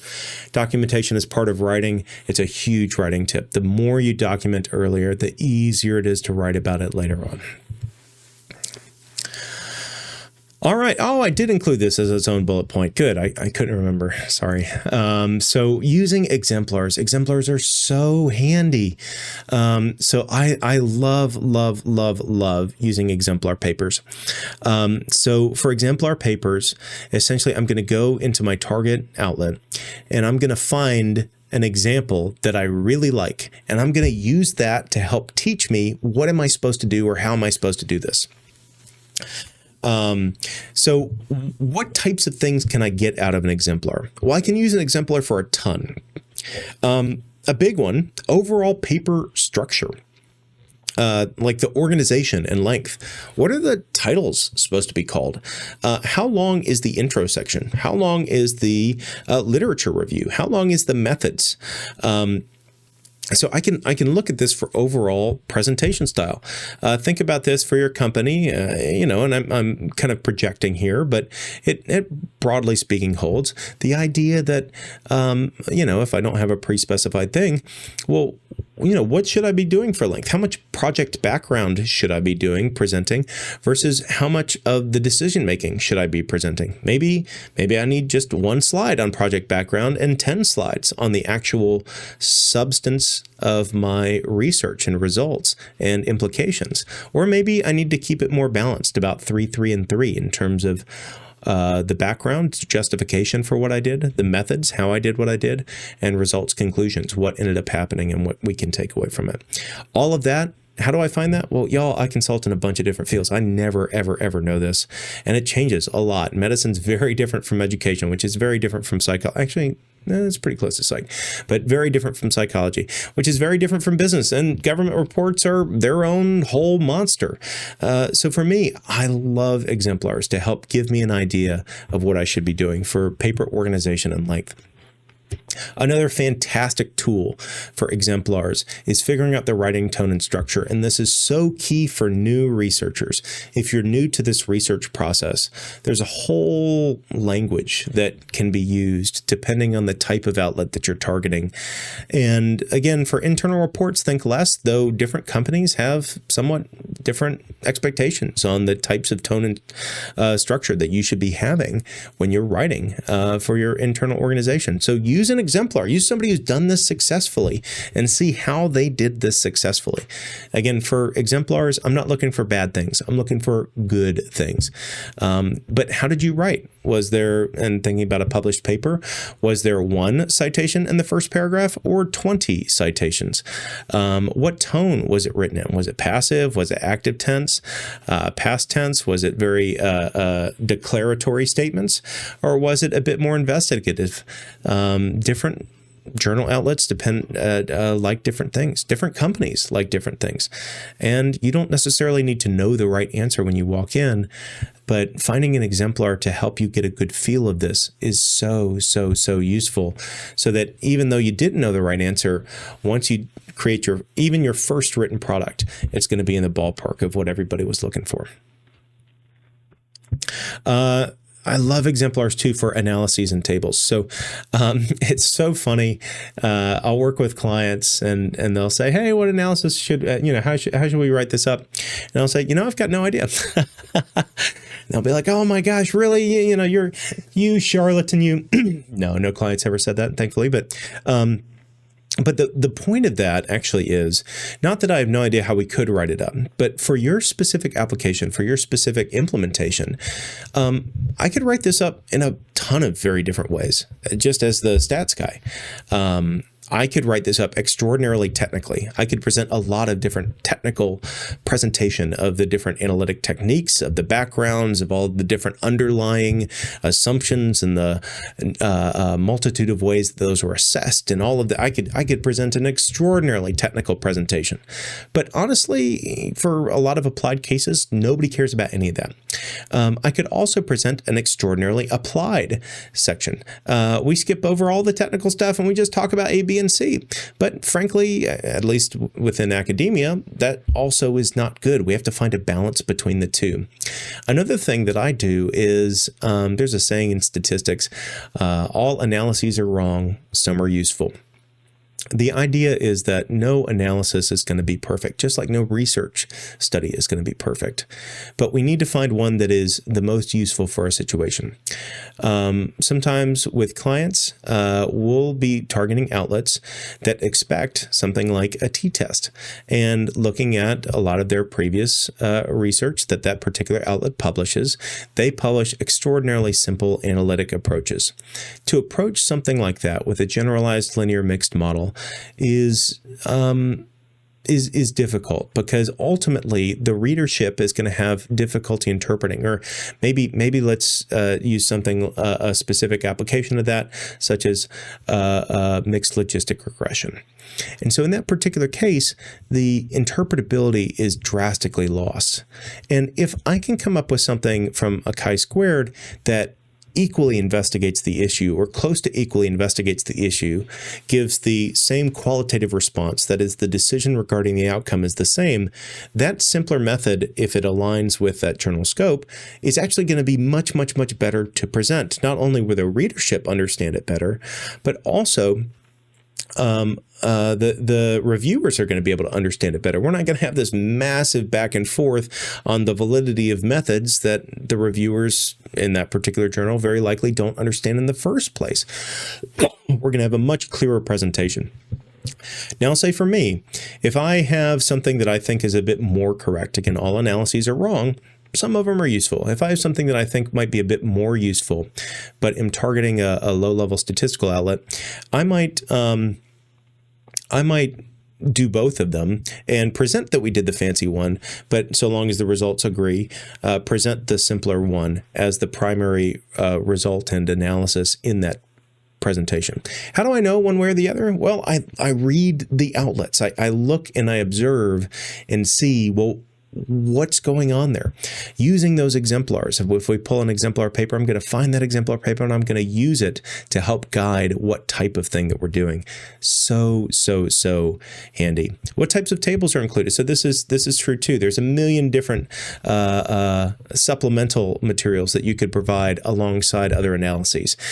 Mean or standard deviation, or should I instead provide confidence intervals for each thing? Should I provide confidence intervals for differences, or for each thing alone, or for all three? All of these different decisions are all potentially valid and all potentially useful. Part of these connect to what is my research question and what are the types of conclusions I'm trying to say, but an equal part connects to what is the standard for this type of outlet. For things that are more internal, again, think about your target audience. Are they going to experience or get things out of a hugely technical analytical presentation, or are they going to get more out of something that's a bit more applied, but maybe takes more as assumed or on faith, or is there some type of balance between those two? Honestly, again, for me, I prepare both. If I'm planning a technical presentation, I'll have that, but I'll have a few applied slides at the end to go to if I see people's eyes starting to glaze over. If I'm preparing an applied presentation, I might prepare some technical material at the end in case somebody has a technical question as it relates to the analysis, so that I can intelligently speak to that. But ultimately, the way that I come to this, if I possibly can, is to look at somebody who has done this before and done this successfully and say, okay, I like that. I want to do something like it. And that can guide the type of analysis I do and the types of supplemental materials. And I write tables here, but supplemental materials I present with it, or supplemental analytics I present with it. So for me, I like, if possible, if I'm targeting, say, a specific research journal or a conference, to find a single exemplar that does all of them. I like things that are of the organizational length that I'm trying to target, of the writing tone, and who use a similar analysis to what I'm trying to do. Sometimes that doesn't exist, and you can, or I have, picked between or combined multiple exemplars. Well, this one has the right writing tone, structure, and organization, and this one does the analytics in a way that I like, so I'm going to kind of merge these two in terms of that format. But you got to be a little bit careful about that, because as you start to merge different things, sometimes those structures can build upon one another. So do be a little bit careful if you start to merge different things. For me, it's worth taking the time to find a single one that somewhat closely approximates all three and use that as your strong exemplar. To me, that exemplar paper recommendation, it's something I started recommending to doctorate students at my university from a very early time. I think it is one of the strongest recommendations I can possibly make to other people. I make this somewhat often as I work, especially with newer researchers, but even with more experienced researchers. It just lets me know, hey, what's the kind of thing we're all trying to go after here? Puts us all on the same page in a very nuts and bolts type of way. You can almost think about it as the operationalization of the writing process. So remember, operationalization, that nuts and bolts on the measurement side. The exemplar is almost an example operationalization of the writing the tone, the structure, the analysis, the types of supplemental analytics and tables that we're graphics that we're providing, etc., which is so useful to have clear. And I've mentioned again that if you follow this, or at least in my experience, if I follow this, we're almost always in the ballpark. We may not hit a home run the first time, but we are almost always in the ballpark of what people are looking for in terms of our research. Doesn't mean we're going to get accepted. Hey, I submit something and, maybe it's just not a good fit, but we're always in the ballpark.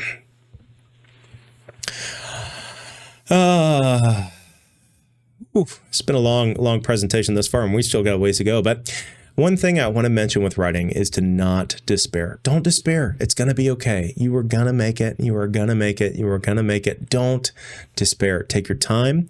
Do your best. Document as clearly as you can. And use exemplars to help give you a guide in terms of what you should be doing.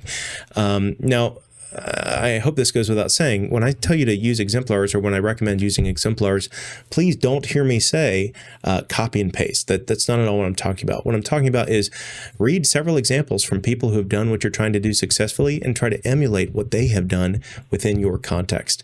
And don't despair. I hope these tips are helpful to avoid that despairing, but it can be a frustrating process. It can be a long process, but putting in the time, grit in your teeth, getting started from my perspective is the hardest part. Everybody has their own challenges, but get something on paper, refine it later in light of those exemplars. And again, don't despair. It's going to be great. Last but not least, let me recommend dividing and conquering. So I am a huge fan. Again, I work as a research consultant on a lot of different projects, and over my career have served on many different projects. And it is just so helpful to be able to divide projects and conquer. What I mean is essentially this. On projects I work on, I typically focus on the analytics and the writing of what they mean, and my colleagues typically focus on the applied situation and the writings on what they mean. And we meet for some of the methods and we meet for the conclusions, but realize that by emphasizing the different strengths of the different people, I get to work on the analytics, and I get done in about a day because I know what I'm doing in analytics. And I know what these things mean, and I know what the study needs because I have a long storied background in determining which methods are most appropriate to address which research questions in which contexts. My colleagues, on the other hand, are more experienced within their own fields. They are much more attuned to what the implications of such studies would be, what they're trying to go after, the research questions, and what the history behind that content is, the literature review. So for that's what they bring to the table, and they're able to write those things in a day or two because they know exactly what they're going for, and they know exactly where this came from. And then when you put us together, because we can both work on this, and this doesn't actually happen, but in this theoretical scenario, we could both write on the same day. They don't need me to do their work. I don't need them to do my work. So we can do the work concurrently and both end at a day. Something that if I were to have to write that literature review would take me weeks of time. If they were to have to analyze the data, it would take them weeks of time. And we can merge together and do something like that in the context or in the time frame of a single day. Now, not every project is quite like that, but many projects can be divided and conquered. And through that division of labor, as you seek to write something up, that can save an immense amount of time and improve the overall quality of the project if you can find people to work with, to divide the work with, that you can trust to contribute to the project. I'll say here too, one of my professors used to say, not everybody's a good collaborator, but try to collaborate with many people because you only have to find a couple, and then you can start working with them more and more and more preferentially. And of course, because sometimes it's difficult to find good collaborators, they also want to work with you if you're pulling your weight more and more and more on a preferential basis. And just with a couple of collaborators, you can get so much research done, you can investigate so many different things. You can learn so much and improve practice so much in your respective fields. So it doesn't always work out on the first time, but going back to that previous bullet point, don't despair. It applies to many things. Don't despair while writing. Don't despair while trying to put together a team. Honestly, I've probably been, if you look at groups of people, on more failed teams than successful teams. But now I know the people who are on successful teams and have done many projects with the different successful teams because we work well together and everybody pulls their weight. And so as you seek, don't despair, but continue to invest in that, because once you find, it just takes one team to find, and then everybody can work together on multiple projects. Also, I should have mentioned this, but don't despair in the publication process or in the presentation process. Certainly in publication, there are many rejections that happen before an acceptance. Many revise and resubmits, many flat out rejections, many with edits, etc., etc. Don't despair through that process. In working with new researchers, I find one thing that many new researchers don't understand is just how true what I just said is. You will never, and I say this as a hyperbole, I guess. Is hyperbole the right word? I don't know. You will never, it's not technically true, but it's mostly true. You will never, ever get a paper immediately accepted. That's just not going to happen. Very likely, papers will bounce around. You're going to have to try multiple journals, multiple fits for your paper. You're going to have to rewrite several times for your paper. That's okay. That is a natural part of the process. It can feel like the world has ended when you get rejected from a journal. It can feel like you have contributed absolutely nothing. Those things are simply not true. Those things are simply part of the publication process in academia. And so I say all of this so that you don't despair if you end up running into that. Same thing with presentations. Sometimes you want to give a presentation that doesn't go well. Sometimes you give a presentation that goes amazing. It's okay. It is okay. It is okay. It's not something to despair about. But certainly in the publication world in academia, one thing that I notice with non-academics is their responses to a rejection or a revise and resubmit are very different than mine. A revise and resubmit from my perspective is essentially almost an acceptance. We just have to do a few things and then send it back. Great. And we're done. Flat out rejection just means, all right, we got to find a different journal.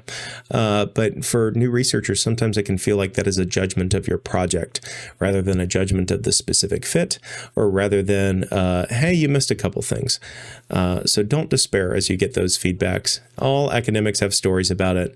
Honestly, I try to not read feedbacks at the beginning of a day because it'll make me frustrated and it'll ruin my day sometimes. I try to read them at the end of the day, about an hour or two before I go to bed, so that I can be frustrated and then I can go sleep it off and then I'll be back the next day. So do what you will, but again, just let me encourage you, that is not a reason to stop a project. I have, again, a surprising number of new academics, when they get those decisions, feel that the project is done. From my perspective as a bit of a more experienced researcher, that's just not the case. That's not how that works. It just means that there's more stages to the project. I think part of it too is understanding as you write, this will have to be edited very likely. I have a colleague, he says, yeah, I don't try to write till I'm 100% happy with it. I just try to get it to about 75% and then I send it off because I know I'm going to have to rewrite it anyway.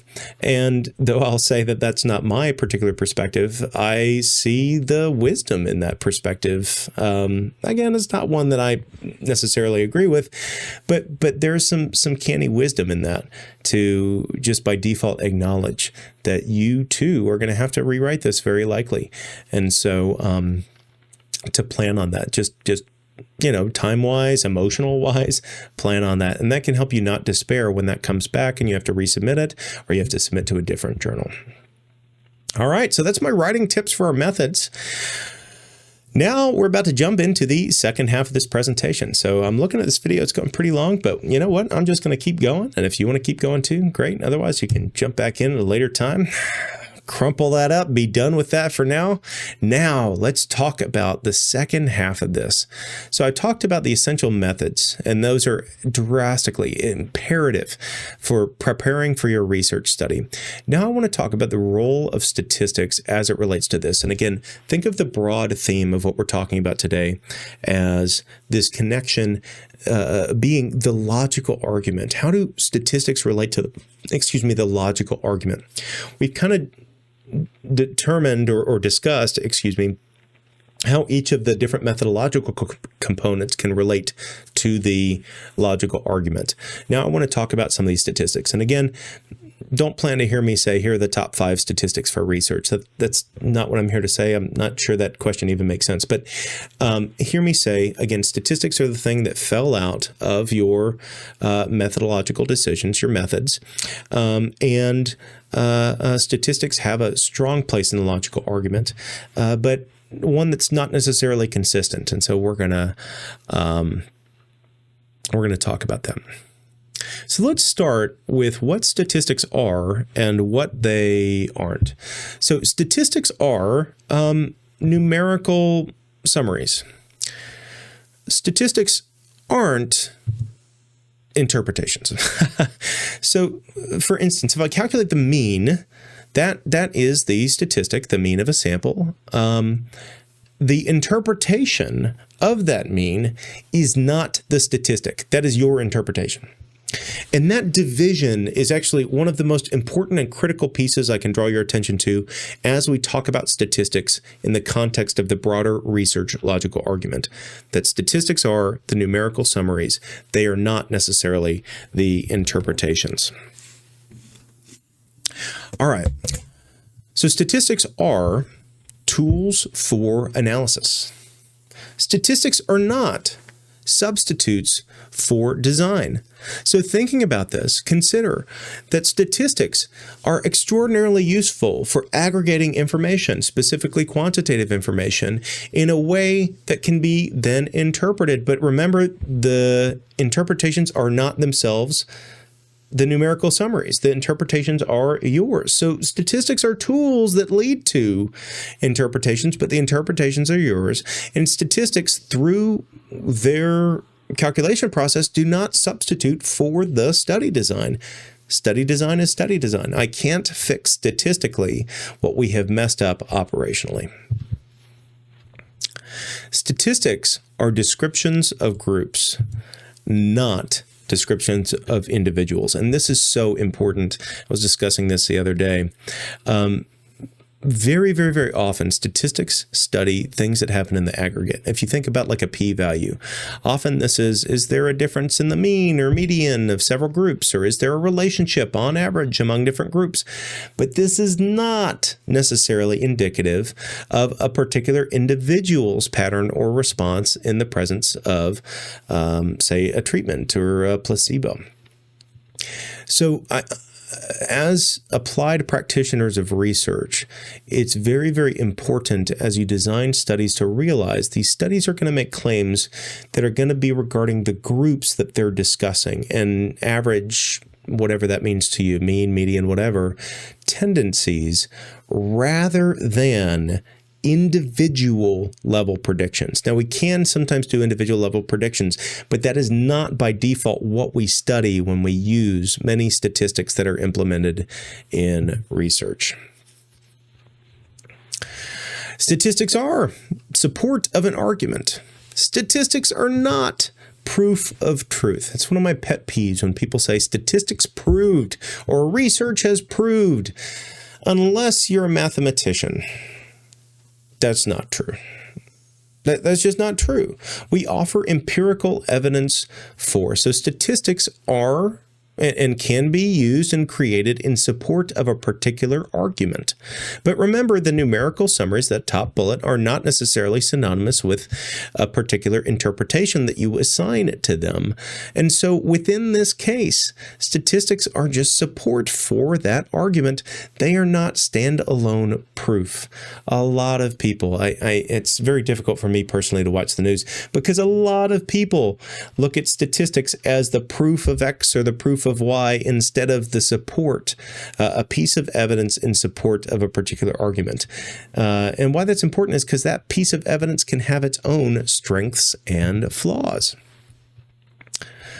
Now, I say this, I can already hear some of the math people or even the other statisticians coming back and saying, well, each statistic has a very specific interpretation that is technically accurate. Yes, but that's not how you use it. Nobody uses it in that way, except for theoretical people. And that's fine. Theory is fantastic, and we need you to use it in that theoretically sound way because that connects to things like mathematical proofs as it relates to the concepts, which is fantastic. But in applied settings, statistics and their interpretations are defined in that context. They are not purely objective. And so when you hear me say that, hear me say, statistics are not necessarily what you think that they are. It depends on the context in which they're implemented. And that is the important thing that you have to take into account when interpreting those numerical summaries, when interpreting that specific statistic, when interpreting a particular context or what this means in a particular context. It's all about what was the context in which this was implemented. Think in terms of the context, things like when we talked about the sample that you pulled, the sampling frame that you used to pull it from, the measurement that you took, the way that you operationalized that measurement. Consider how all of those things can impact the meaning of a number. Even if the number is the exact same in all of these cases, the meaning and interpretation of that number changes drastically for all of those. Again, it's not the numerical summary or statistics. The number is just a number. The interpretation changes even for that same number based on all of those things I described, based on all of those different contexts. So statistics are defined in that context. They're not necessarily purely objective, and that can be tough, I feel like, for some new researchers to understand that statistics are not necessarily purely objective. All right, so let's kind of jump back in and talk about some different types of statistics that we can look at within this context. So the first type that you've probably heard of is called descriptive statistics. So descriptive statistics are statistics that literally describe what happened. That is pretty obvious based on their name, probably. But note that because this is just what we saw, all that descriptive statistics by definition refer to are the sample from which they are calculated. So whenever we calculate these descriptive statistics, all that they're talking about is that sample. Now, this can be good and bad, but this is used in multiple places. So one of the biggest places that this can be used, and is used in almost every empirical study, whether it's published or not, internal or not, is providing context. When I say this, think like discuss demographics more than anything else. Ultimately, we present this information because the context of our sample, as we've talked about earlier, has implications on the population that we can make conclusions about. Also, it's our readers who eventually are going to be applying the results, or our listeners in the case of a presentation, of course, if the implications warrant, but they are the ones who need to make the judgments about the application for each of the contexts. And to help them, that's one of the reasons that we provide those contexts. We want to be as descriptive as possible, of course, without taking up 182 pages of description of our sample. All right, so we also do this in the results. We use this in cases where all we care about are the people we looked at.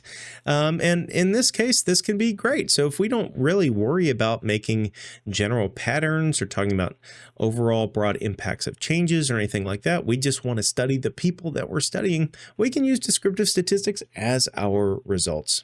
Now, it's worth mentioning that for cases where we want to make claims about changes or more general patterns, think A is related to B in other people too. This leaves open a question, some counter arguments that we haven't addressed. That is, namely, what if the pattern that we saw in our sample was just a chance finding, say based on just a chance pulling of individuals or measurements? Actually, I was just talking to a client earlier today where we were talking about this, and and how, look, if we just find the specific pattern, sometimes this can just be by chance. And so we kind of want to say, is there any way that we can determine that this isn't just by chance? But descriptive statistics are not, that's not an opening for them. That is something that they cannot do by their nature. And so this is the limitation of using descriptive statistics as a result. But don't worry, we have standard ways of addressing that question that we can use. Of course, if that's the direction you want to go, I'll say most people do. And we're going to talk about that in a second too. So there's a broad range of different types of descriptive statistics that we can use. You can think mean and median, yes, but there's also things like frequency or percentage. I actually also include things like graphics in the realm of descriptive statistics because these tend to be descriptions of what's happened rather than inferential in nature. I also include tables. There's a lot of tables of descriptive information that tend to be presented in lots of different contexts. And again, if these things are simply describing the sample or calculated from the sample without any other implications or assumptions, then these things are themselves by nature descriptive. Decisions matter. So think about, like, how do you choose to clean that missing data? Because that decision matters. That decision matters here. How do you choose to code or categorize the information? Yeah, that decision matters here. So think about all of those previous decisions that we've been talking about in the methods, all relate to what our statistics mean and how we can interpret them. Many of those format decisions really play a key role, and your study impact influences, I guess you could say, which statistic you're going to end up on reporting. So for instance, if you're doing treatment versus control, you're probably going to be reporting descriptive statistics on both the treatment and the control, or maybe even the difference between the two. If you're making decisions to look at variables that are particularly non-normal in nature or are ordinal in nature, then maybe you're not going to be reporting means or standard deviations. Maybe you're going to be reporting medians. Maybe because you have multiple groups, you're going to be reporting descriptive statistics regarding multiple groups. Maybe you're going to be reporting demographics as broken down by those different groups. All of those decisions, those are different methodological strategy design decisions. All of those decisions matter in terms of not just the interpretation of our descriptive statistics, but their very construction. Similarly, all our interpretations matter. Sometimes it feels like descriptive statistics, because they're rather basic in calculation and comparison, can't be messed up. But at least from my perspective, this isn't the case at all. Note that I'm not talking about miscalculation here. I'm talking about misinterpretation. Again, the computer calculating it wrong, that's not my concern. My concern is more that the interpretation is wrong, and that is much, much, much easier and more prevalent to happen than that the calculation itself was incorrect. Though I guess there's a debate that if the calculation doesn't mean what I want it to mean, is that a correct calculation? But I think usually it's more that the calculation did what you asked it to. It's your interpretation of that number that's the problem. Each of these descriptive options really have nuance associated with them. And as we discussed earlier, the statistic and the interpretation are different, kind of what I'm saying here. The statistic and the gut interpretation may also be different and could be deceptive. One of my favorite examples of this is the average salary of a geography major from the University of North Carolina in 1986. Weirdly, I can validly say that it is $3,600,000 or that it is $33,000. The first is the mean, or the go-to for average. The second is the median. Now, this is a small example, but realize within it, mean and median aren't themselves wrong. They both did exactly what they were designed to do. They just exist. They're just there. They're numbers that you can calculate. It is we who assign those interpretations. So decisions about what to report matter. And, the implications that we draw away from that also matter. So I guess that's the last bullet point here. Implications matter. It's difficult to fully describe how often good researchers imply conclusions that they can't back up. It's a problem. It's a serious problem. This can happen in two ways.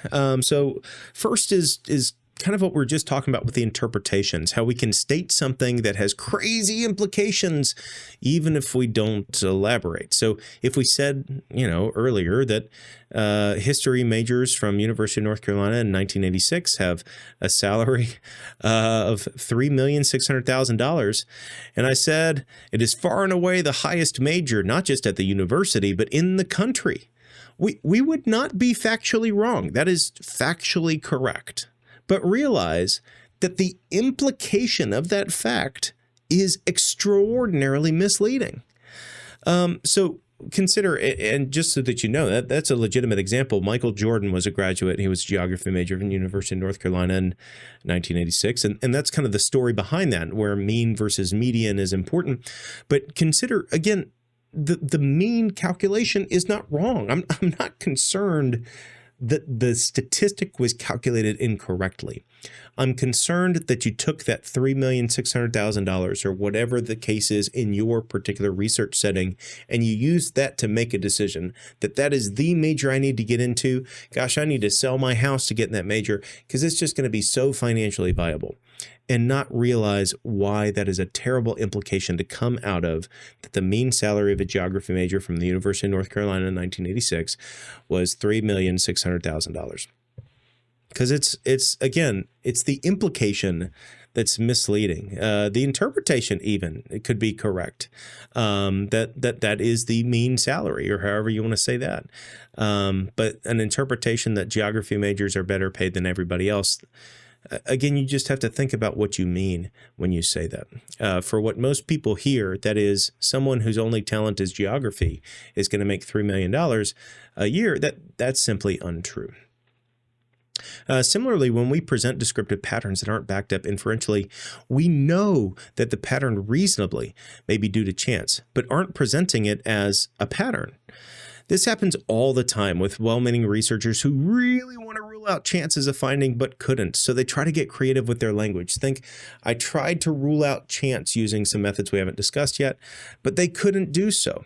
Once you get to this point, you've kind of entered this realm that I'm warning you against. Whether or not you come up with the words that are technically true, the implications matter. So if you're trying to phrase something that is true about chance being an reasonable explanation, but also has this is actually a pattern, you're implying something that your research doesn't support. Really think through the idea that sometimes, again, as I said earlier, things don't quite turn out your way, and that's okay. It happens. But when that happens, again, a lot of researchers just really, really want it. And so they'll say, yeah, that we didn't have enough evidence to determine that was different, but it really kind of is. And a lot of that can sometimes be based on descriptive statistics. So you want to be really, really careful about that. Rather than those types of statements, I recommend that you simply state what's supported. And later, I mean, there's at the end of the paper, in research papers, something like a conclusions or limitations in future research section. Then you can discuss a kind of the potential implications. But even there, again, be very, very, very careful. This happens a lot. This happens a bit depressingly often, but is a serious thing to consider and consider controlling for in your own research. You don't want to say something that's not true. All right. Inferential statistics. So how is this different than descriptive statistics? Well, in inferential statistics, the goal is to generalize the results beyond the sample. Now, the validity of this depends on a lot of things, but among other things, it depends on your claims in light of the methods that you used. So you got to think about, well, what were the methods? What was the sample that I actually got as compared to the sample that I wanted to get, etc. I'll say a lot of this is kind of the general statistical textbook interpretation of inferential statistics. Let me add one more thing, though, and this is my opinion. the real contribution. And again, it's not that the above is incorrect. It's actually perfectly correct. But from my perspective, one of the biggest contributions in terms of the logical argument is that it eliminates a counter argument.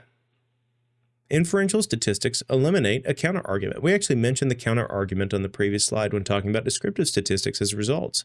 The counter argument is, well, couldn't that just be due to chance? The answer is yes, it could just be due to chance for descriptive statistics. Inferential statistics eliminate chance finding as a counter argument to results. And that is what this does. That is the real contribution of inferential statistics to a logical argument. That's it. It doesn't do more. It doesn't do less. That is what this does.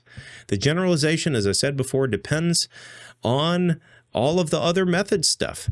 But you can't generalize from a sample to beyond unless you can reasonably address the counter argument that the sample, that what you found in the sample wasn't just due to random chance.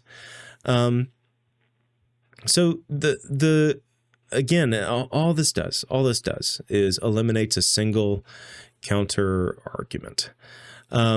Said in another way, while we talk about inferential statistics in the context of generalizing, doing inferential statistics doesn't necessarily mean you get to generalize.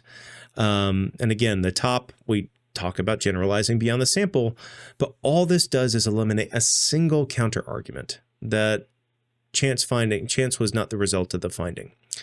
Now, this is super important to remember about our statistical tests and why we present them. Because this is what they say.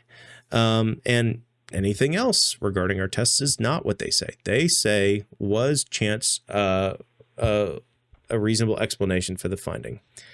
I say all this because I don't want you to deify statistical tests or inferential tests. We have these super duper fancy inferential tests. And I'll say, the more tests you know, the more complex situations that you can assess if chance was involved in the finding. But remember, as it relates to the logical argument, the only thing that inferential statistics does is eliminates a single counter argument. That's all. That's it. So why is this used all the time? Well, it's because that counter argument is extraordinarily pervasive. Was chance the result of the finding? Anytime we use a smaller group to make conclusions about a larger group, you have to think this through. You have to consider, do the results from the small group really reflect a pattern in the larger group? Or was it just that we happened to, by chance, select people in the smaller group that showed a pattern? But that pattern doesn't exist in the larger group. And so that's the real contribution, at least from my perspective, of inferential statistics as it relates to a research study. And so when you write about these, when you write about a statistical test or any other inferential method, consider that is the contribution that it's making. That's what your inferential statistics are doing. It's eliminating chance as factor. And so if it's statistically significant, then you eliminate chance or have evidence that this finding was due to something more than random chance. But that doesn't necessarily mean this finding was due to what you think it is. It's just that chance is no longer a reasonable counter argument. So I mentioned significance. I put a little TM here because this is such a specific term associated with statistics. So if you're a new researcher, this is something you may or may not have heard before, the concept of statistical significance. And the term significance used to just be a word, but now it's a TM. It's a trademarked term. It means something special in the statistical and research context. So in research, significance doesn't mean meaningful. Significance doesn't mean important, or significance doesn't even mean significant in the colloquial sense. Significance just means that we have the evidence, not proof, just evidence to rule out chance as a counterargument. That's it. That's what statistical significance means. Whenever you hear of a significant finding, take a second to mentally switch that gear, right? This is not necessarily a meaningful finding. It's a significant finding. It is simply a finding where a chance sample draw has been ruled out as a counter explanation. For most studies, the threshold of evidence that you have to collect is to make it so that a chance finding is a less than 1 in 20 chance that this has been a chance finding. So it's a 0.05. If you ever hear of alpha equals 0.05, that's where this is related. So it's rarely enough to rule it out. But again, the level of evidence, 5% typically is the level of evidence that you need to collect to rule it out, essentially.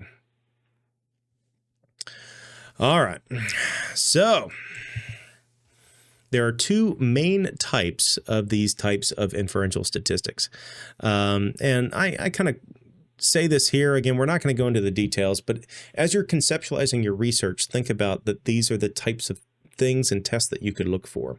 The first one is differences between. So think about if I have data in different groups and I want to see, are the groups different from one another? So that would be our differences between, and we could do some inferential statistics to test there. The other one is relationships between. So differences between, test for the presence of a difference. Relationships between, test for the presence of a relationship. Weirdly, mathematically, these are the same. But relationships between, test for the presence of a relationship. So I've got two variables, and I want to see if these variables are related to one another. So you can cognize this again as two different worlds. They are at their underlying mathematical components connected, even identical, but you can cognize this as these two different types of studies. The differences between, I'm looking for differences between groups, or I'm looking for relationships between variables. All right, so this inferential statistics stuff is kind of cool. I get to generalize results beyond the sample. And again, the real logical argument contribution and why everybody uses these is because I get to make a claim, or I get to address a counter argument, I get to address the counter argument that the results are due to chance. I get to address that with evidence to say there is evidence that the results are not just due to random chance. This is indicative of something more than random chance. Again, it doesn't explain where that comes from. It doesn't explain where the pattern is coming from. It just says that this is indicative of something more than random chance, and that's the real contribution here. And that's pretty powerful. That's pretty useful. Again, because random chance is such a common counter-argument. Well, you just randomly found that, and it doesn't actually mean anything. So this is useful, very useful. But it does come with a couple limitations, caveats. Yeah. So the first one is inferential statistics are built on assumptions. Now, this is not necessarily as bad as you think. Different methods have different assumptions. Some has very, very few or even none assumptions other than requiring data to be of a certain format. But depending on the analysis and the context, sometimes these assumptions can matter more than others. And it is important to know that this type of statistic is built on assumptions. That is, that the validity of the decisions as to whether or not the results are due to chance and the strength of that result depend on those assumptions being met. And if those assumptions are violated, the conclusions based on these results don't have the same logical support that they otherwise would have. So if you make the claim, we think this is due to something more than chance, and have evidence for that claim, if these underlying assumptions are violated, you now no longer necessarily have the evidence for that claim. And so chance, being a counter argument, now is introduced and is, you don't have any defense against that counter argument that, no, this finding was just due to random chance. Strongly connected is this idea that assumptions tend to be valid in the aggregate, but not the individual. So remember the idea that our statistics tend to talk about groups, not individuals. The inferential statistics also does this. Connecting this with assumptions tend to not be valid for individuals. Thinking about this, things like the normal distribution, which is assumed for a broad range of inferential statistics. Data are not normally distributed by default. Now, the means of data are, but the raw data themselves are not. So if we're making group level decisions regarding group means, we can still use a lot of these things. But if we're making individual level decisions, that doesn't really hold anymore. Again, that's one of the reasons we do group level decision making, is because it's easier. We analyze the average patterns. And again, it's so important to remember, especially about inferential statistics, and it's often forgotten. Now, I should say there are fancy statistics that attempt to make individual level decisions, but virtually all of these virtually all the methods that you'll typically hear about are for group level decisions. And again, one reason, not the only reason, but one reason is because of these assumptions. So something to think about. Again, inferential statistics, extraordinarily useful. Address the counter argument. Could that have been due to chance? And we can present evidence that either, yes, that's a reasonable explanation, or no, we have evidence that this is not due to random chance.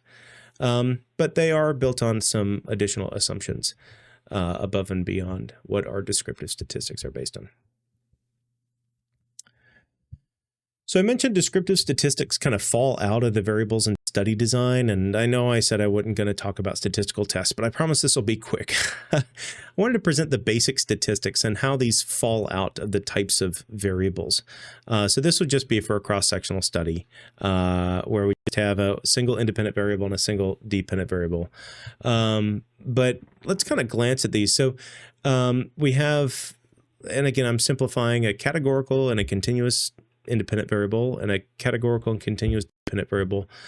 So these are the different cases.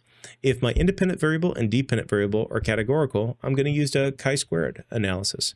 If my independent variable is continuous and my dependent variable is categorical, binary, I'm going to use a logistic regression or ordinal logistic regression. If my independent variable or nominal logistic regression, if it's many categories but not ordinal. My independent variable is categorical and my dependent is continuous, I'm going to use an ANOVA, or a simpler version of ANOVA if the independent variable is binary, is a t-test. And if my independent variable is continuous and my dependent variable is continuous, I'm going to use regression or correlation. So these are kind of the basic tests. And so when I say the kind of connecting back to the inferential statistics stuff, these are all inferential statistical methods. These are all things that perform inferential testing. That is to say, these are all methods by which we establish, was chance finding a reasonable counter-argument to our findings, or is it not a reasonable counter-argument to our findings? That is all inferential statistics does. That is all inferential statistics does. That is all inferential statistics does. Was chance finding a reasonable explanation, yes or no? And of course, you can build on that and say, well, what is the range in which chance finding was a reasonable explanation? But these are just some examples. And again, when I said earlier fall out, I just want to give a quick demonstration. These really do fall out, you know. Hey, I do this with clients occasionally. What's kind of independent variable you're looking at? Oh, okay, it sounds like there's lots of options. It sounds like that's continuous. Okay, great. What kind of dependent variable are you looking at? Oh, okay, great. Sounds like there's lots of options. Sounds like that's continuous too. Okay, great. Well, now I know we're doing a regression. And that's kind of the conversation. That's, for better or worse, all it really is. Not sure if that's good or bad. But again, when I say that this falls out, it really does just kind of directly fall out. All right, so that's been kind of the basic background on testing. What I wanted to do for the rest of the presentation, I know this has gone immensely long, and if you're still with me, send me an email. I'm just super impressed right now. But what I want to do kind of for the rest of the presentation is talk about a few different things that you may end up seeing in your research journey. And honestly, I was going to take it out. My wife, who does some research with me, said, no, you got to leave that in, because it's just these things that they're there, but man, you don't always have somebody to explain it to you. You kind of got to figure it out, and people half figure them out and have these weird perspectives on them. So that's kind of what this is. It's kind of like a little hodgepodge of random stuff essentially put in here because I think these are pretty common, but I also think that standard statistical textbooks don't necessarily talk about them, or don't talk about them in a way that I personally understand.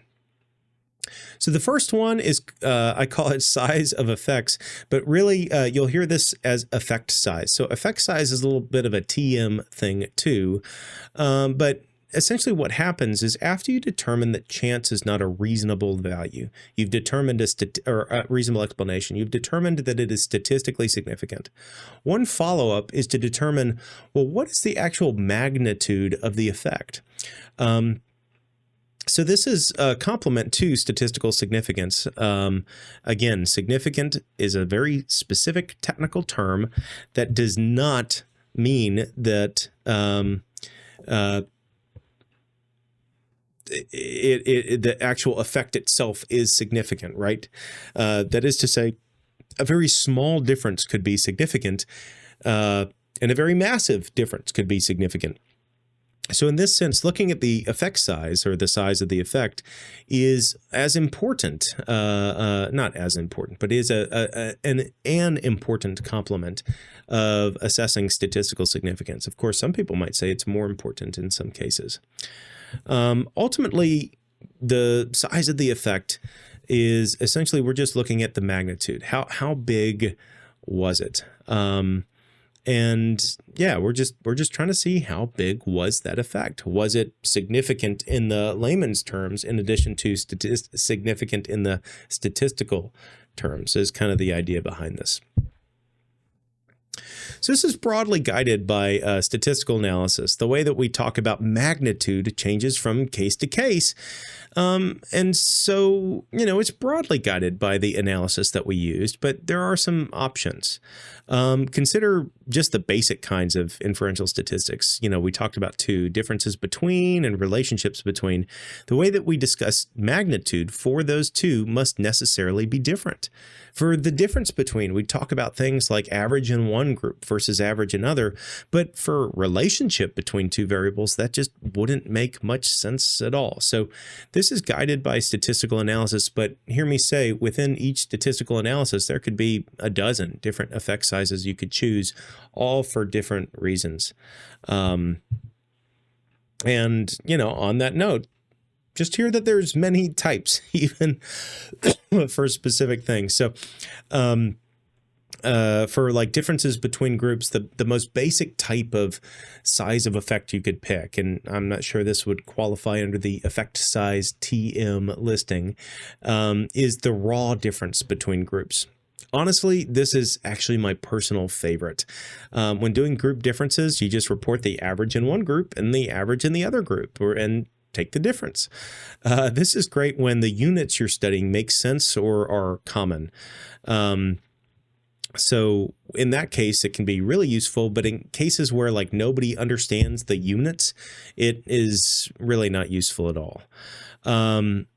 So this said, and again, this is one of my favorites, you do have to be a little bit careful.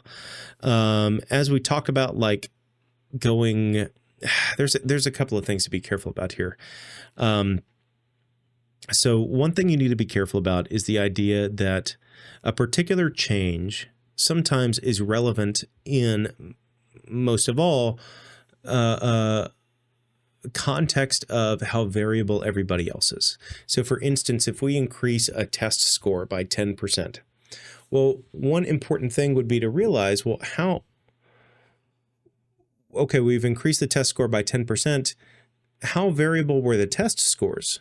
So if Dr. Florin's new cool education procedure gave people of test scores 0 to 100, and the standard old education procedure gave people of test scores from 0 to 100, a 10% movement, given that your score could be anywhere from 0 to 100, might not actually be that great.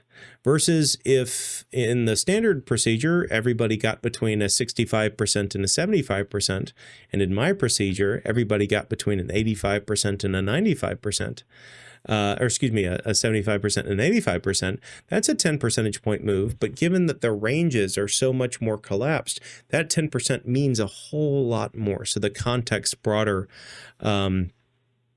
is good to know. Yeah. So the other thing that we could do in addition to a raw difference is a confidence interval. I said raw differences are my favorite, but confidence intervals might be my favorite. I love them too. So to help with the last point of not really knowing, because this is part of the thing too, Like, how sure are we that it was a 10% difference? Could it have been 9? Could it have been 11? I get with the sample that we're 100% sure in the sample it was a 10% difference. But in the population, what was the size of that difference? And we don't know for sure. There's room for error.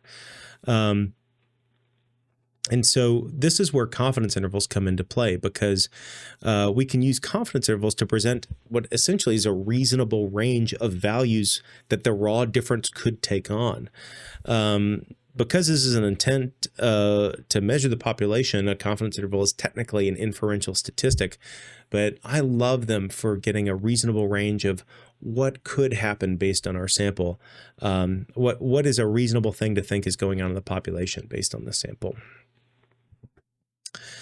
So I've been talking about size of effects here and having some slips of the tongue to say effect size, but I add a TM for effect size because it's a bit confusing. When I talk to people about effect sizes, they tend not to mean the concept of the size of effect. With researchers specifically, they tend to mean a specific type of size of effect, which they call effect size, the majority of which are standardized effect sizes. So these are, again, kind of like specific significance. When we talked about significance being a little TM word means something different, effect size is kind of the same way.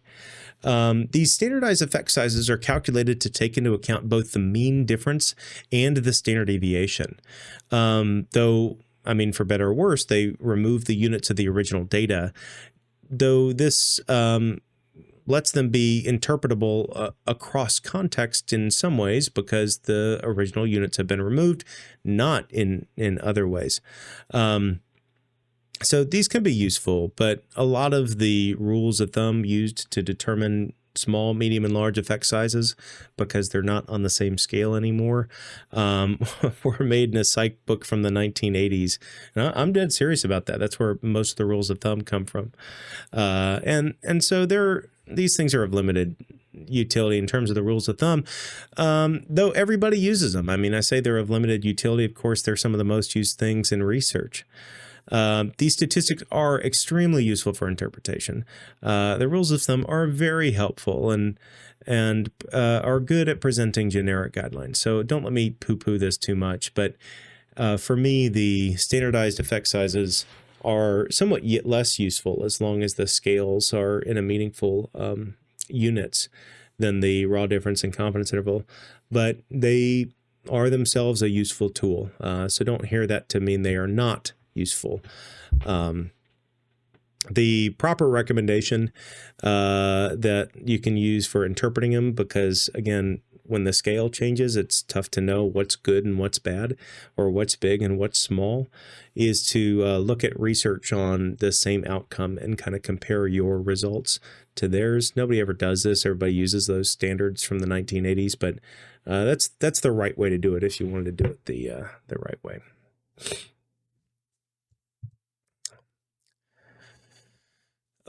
So because effect magnitude is interpreted differently depending on the different fields and research, content expertise is more important than statistical expertise when interpreting the size of the effect. What I mean to say is, while statistically significance might require statistical knowledge to interpret correctly, the size of the effects and whether it's small, medium, or large really depends on content knowledge to interpret correctly more than statistical knowledge, especially when we're talking about raw differences. That is to say, if you're a practitioner, you can probably interpret whether or not a change, pre to post or change due to treatment or whatever, if we gave you units for your particular context, you could probably interpret that better than I could, because again, it's not really a statistical thing. It's more of a practitioner thing. It requires content knowledge. And again, for raw differences specifically, effect sizes, you kind of got to get what they're talking about. So I guess all this to say, if you're reporting on statistical significance, if you only hear that a result is statistically significant, that really shouldn't change practice. The next step should be to determine the size of the effect and determine if that size is worth changing the practice over. And effect size can help with this. Again, I like confidence intervals. Confidence intervals get a reasonable range of what to expect. If the low side is worth changing practice for, then you can be confident that you'll have a strong chance of doing that well or better moving forward. So confidence intervals are super handy for that. But again, think through that there's more than just statistical significance to account for when changing practice. And effect size can help determine, well, just how big of an effect are we talking about here?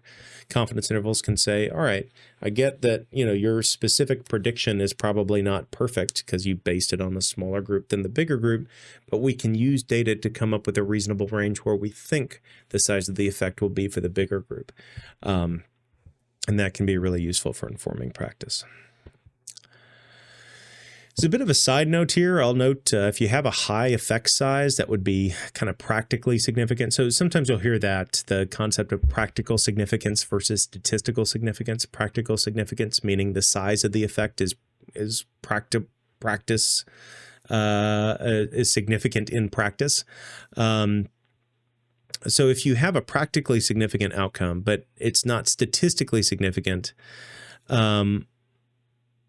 consider that the effect is not actually practically significant. And so what I mean is, if you don't have enough evidence to determine that this wasn't just a chance finding, do you really have enough evidence to determine that it's worth changing practice over? And so you might ask, does this really happen? Yes, it does happen. It's somewhat rare. Usually it's in the case of very small sample sizes. And so if you have very small sample sizes, you might have large effects that aren't statistically significant. And again, you want to be careful about that, because that means if it's not statistically significant, it is reasonable to say random chance played a role in that finding. It's not going to be true for other people. It was just random chance. That is a reasonable counter argument for a finding that's not statistically significant. For a finding that is statistically significant, that's not a reasonable counter argument, but there's many other counter arguments. That's just one of them. I'll note in cases where there's a statistically significant finding, but not practically significant, the size of the effect is very small. Typically, that is with a very, very, very large sample size. Closing note, while effect sizes may be deceptive when used with non-significant findings, confidence intervals, because they display the uncertainty, are always reasonable and good to present. So if you display an effect size that looks really, really, really large, but it's not significant, that can be a bit deceptive, because especially if you go on to interpret that effect size or the clinical implications of that, because you haven't ruled out random chance as a potential explanation for that. Even though it's big, it could have just been random chance. That's what the lack of significance is saying.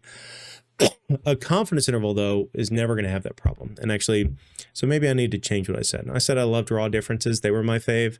I think confidence intervals are my fave, because they also show that level of indecision, level of error, level of uncertainty.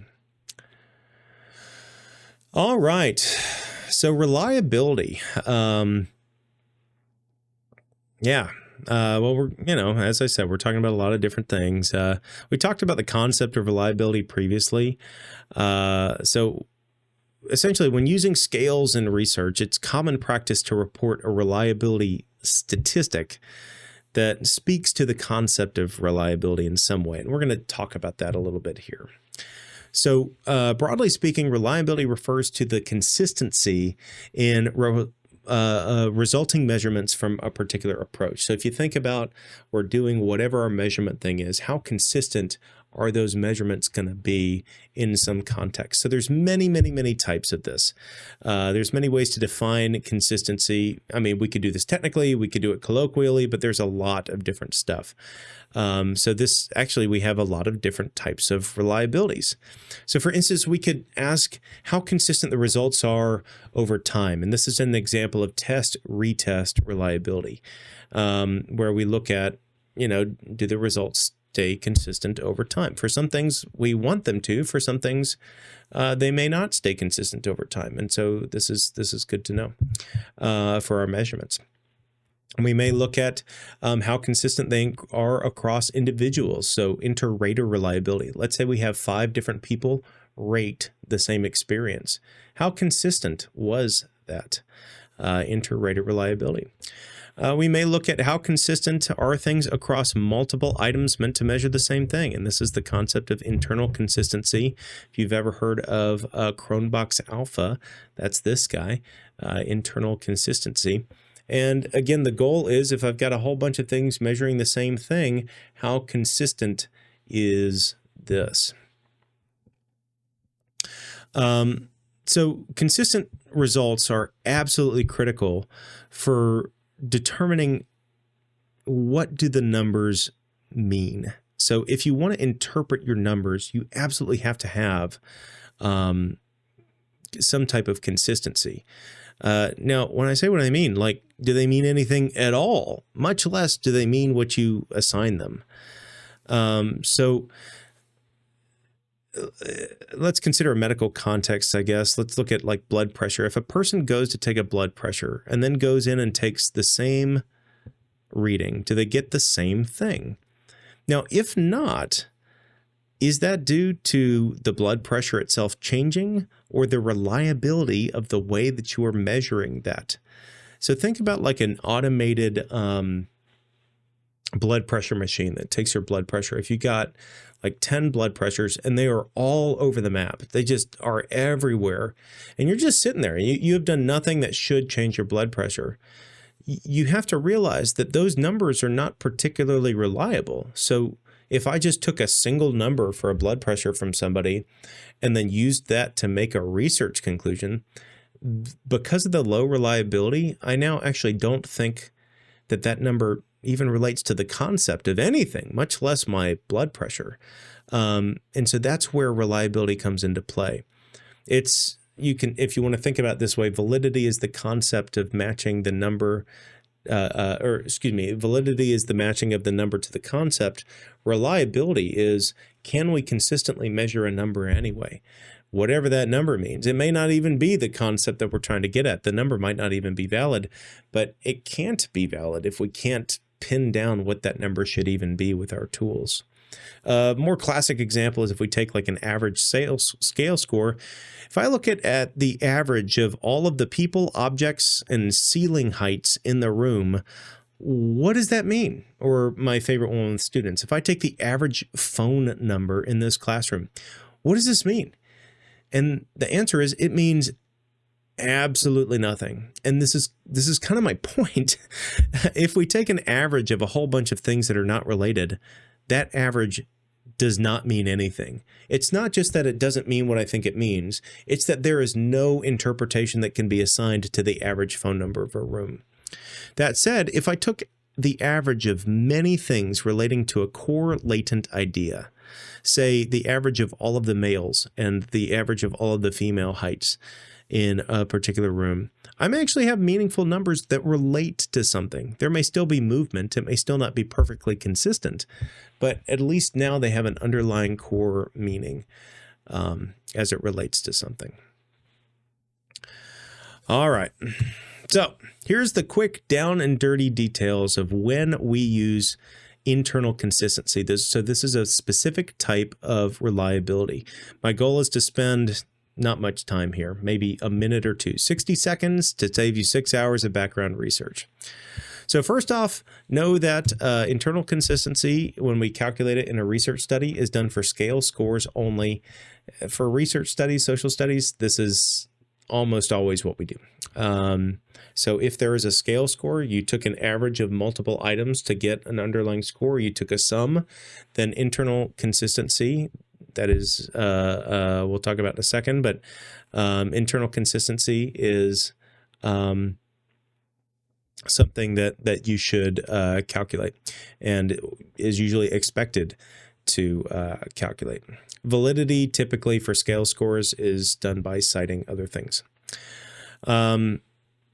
So you don't necessarily need to do this if you're not calculating scale scores, but if you are taking scale score, like if you never take the average of the sum or anything like that, reliability doesn't necessarily make any sense. Doesn't mean no reliability makes sense. It just means that internal consistency reliability doesn't make sense. But anyway, second key detail, typically we use Cronbach's Alpha to measure reliability. It's the classic standard that everybody uses. It has for a very, very long time. McDonald's Omega is an up and coming thing, so you can check that if you're interested. Rules of thumb for Alpha or Omega is 0.07 or 0.70 to 0.80 is okay. 0.8 to 0.95 is good, give or take. Some people do 0.8 to 0.9 is good, 0.9 and above is excellent, or stuff like that. You don't want it to be too high, because essentially if things are too related to one another, you ask, why did I bother asking multiple questions anyway when they all told me exactly the same thing?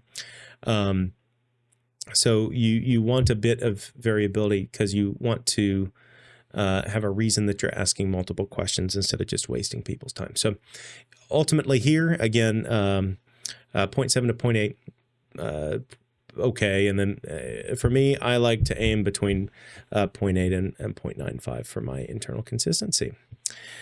Now, if your internal consistency is low, you analyze items individually. Like if you have very low reliability in your scale, that doesn't mean it's the end of the world. I find a lot of researchers really struggle to know what to do here. Remember, going back to that idea of internal consistency, things go up and down together. If you don't have internal consistency, it just means all the items are telling a different story than one another. Now, that means that they're not connected to anything unifying, because they're all telling a different story than one another, potentially. But ultimately what that means, though, is you need to look at each component individually so that you can see what different story each component is telling. So if your internal consistency for a scale is low, that doesn't mean you have to pack up shop and go home and you can never be a researcher ever again or anything like that. That just means that you have to analyze your items individually. All right. Second completely random thing is power analysis. So first off, what is a power analysis?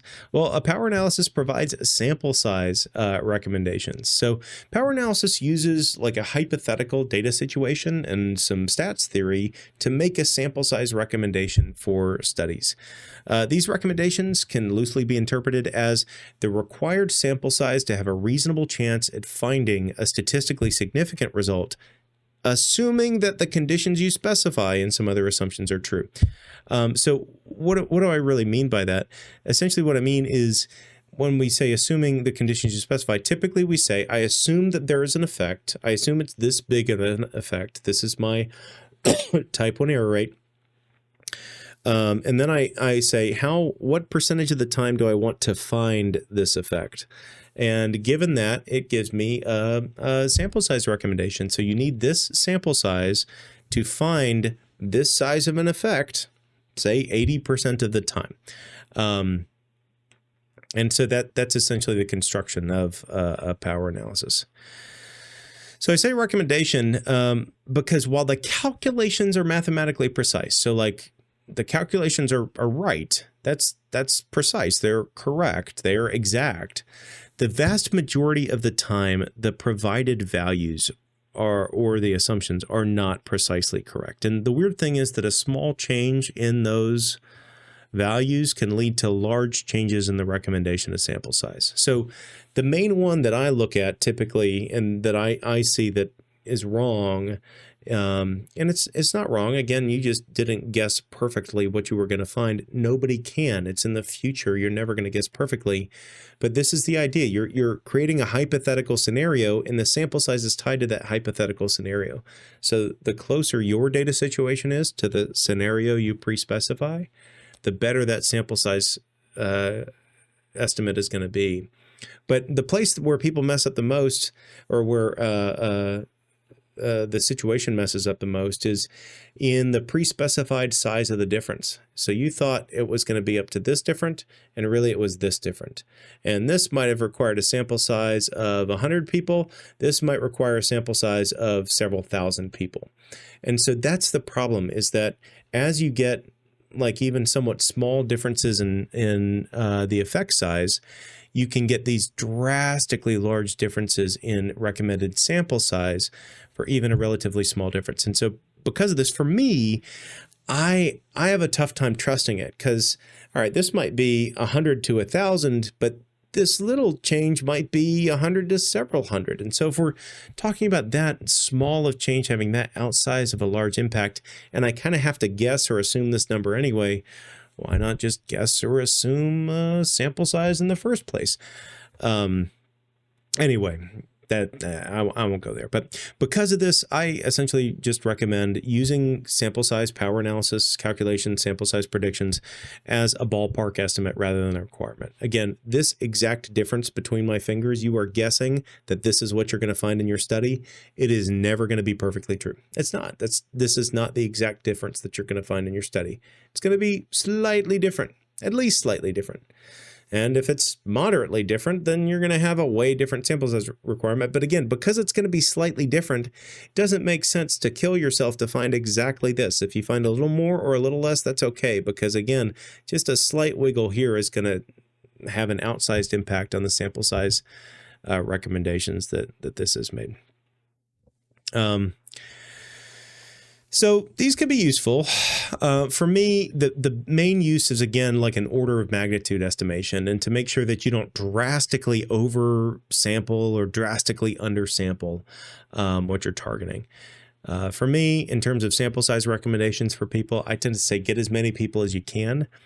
And, we can run these and do a check, but it always comes with the background context of, well, you've got to be careful that you don't assume that this is correct. The math is correct, but those assumed values you typed in are not perfect. So don't tie too hard to those specific numbers.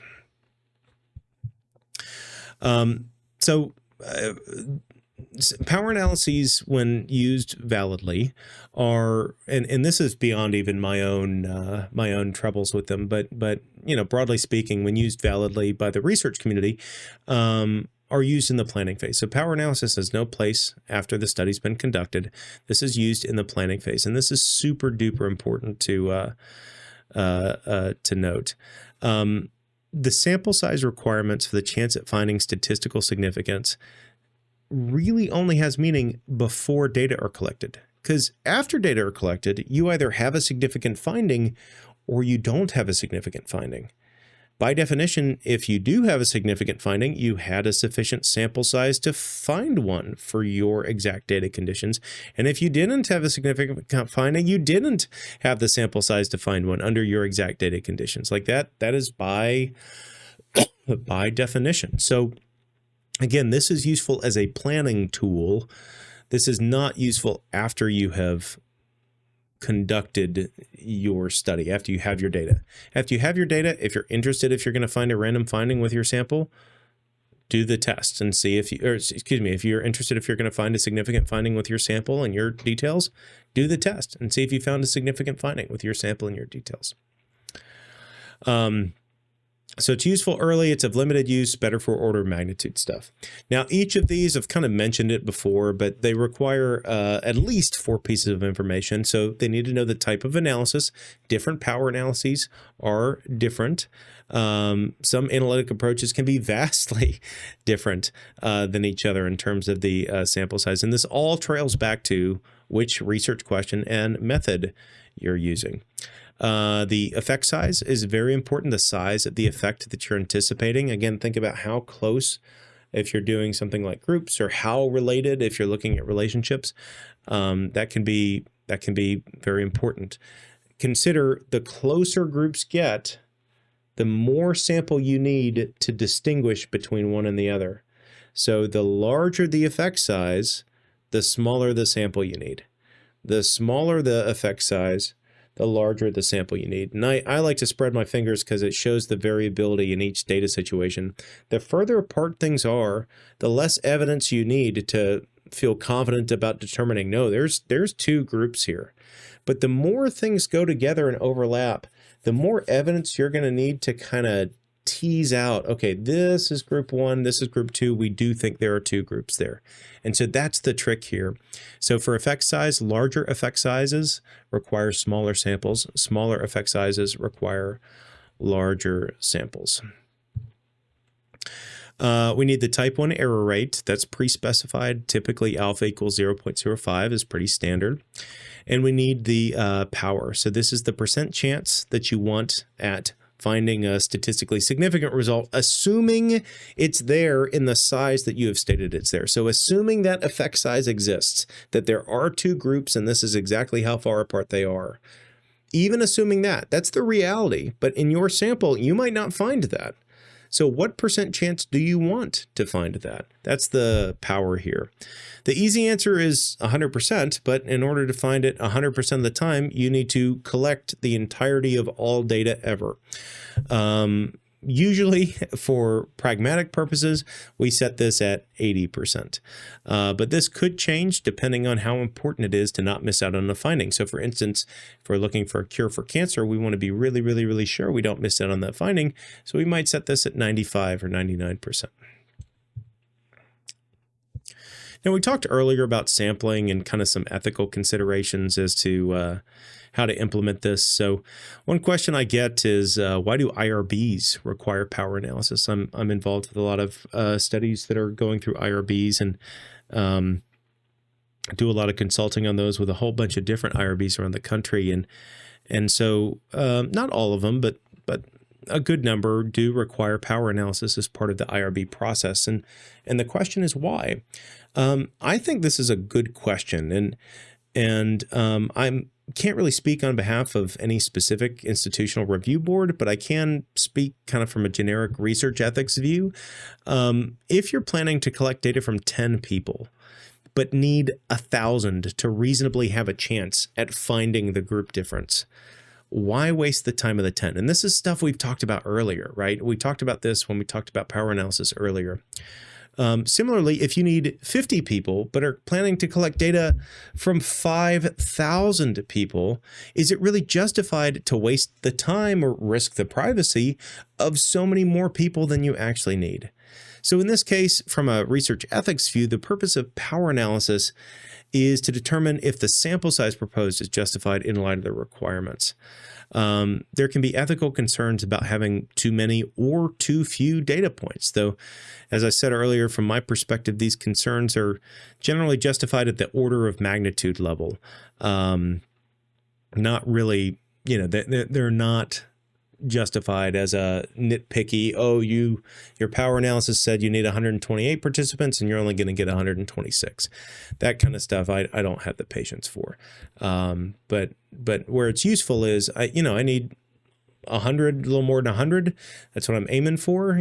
Aim for the number 128. If you're going to error going over if you can. My general recommendation is get more than you need. But within that, you really just want to make sure that you're kind of in the ballpark. So I need hundreds, not thousands, not tens.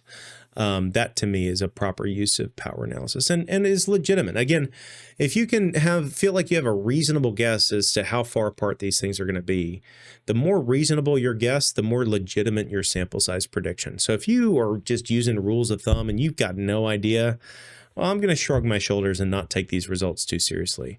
But if you feel like you have a really good idea, we can get better results out of this. And you know what? In light of that, let's kind of talk about my view. How do we get best results in a power analysis?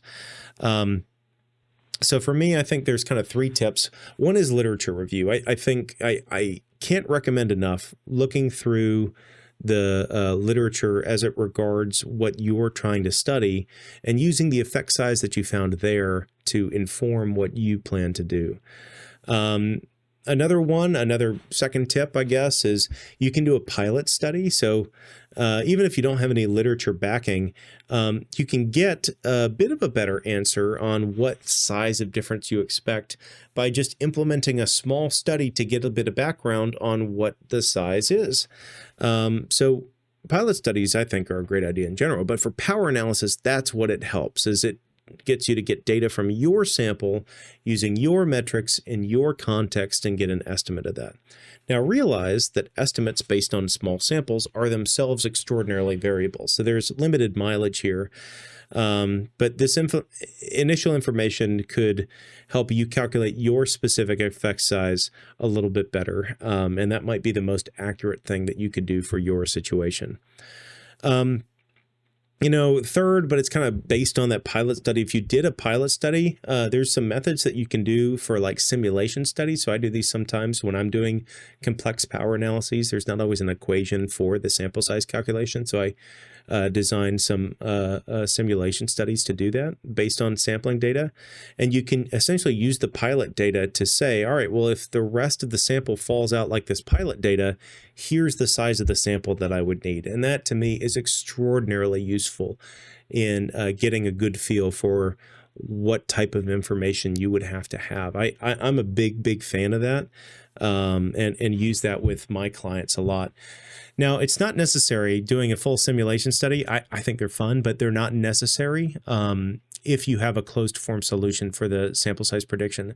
But for more complex situations where that closed form solution is not available or has not been derived yet, simulations are a good fallback for sample size prediction. So for best results, long story short, review the literature to get a better idea. And again, remember, the thing that you're looking for to make this the most accurate you can is roughly how far apart are the groups, or again, how related are the things, depending on your type of question. But roughly, what is that effect size? If you can get a good feel for what that effect size should be and what you're going to observe it to be, your power analysis is going to be much more accurate.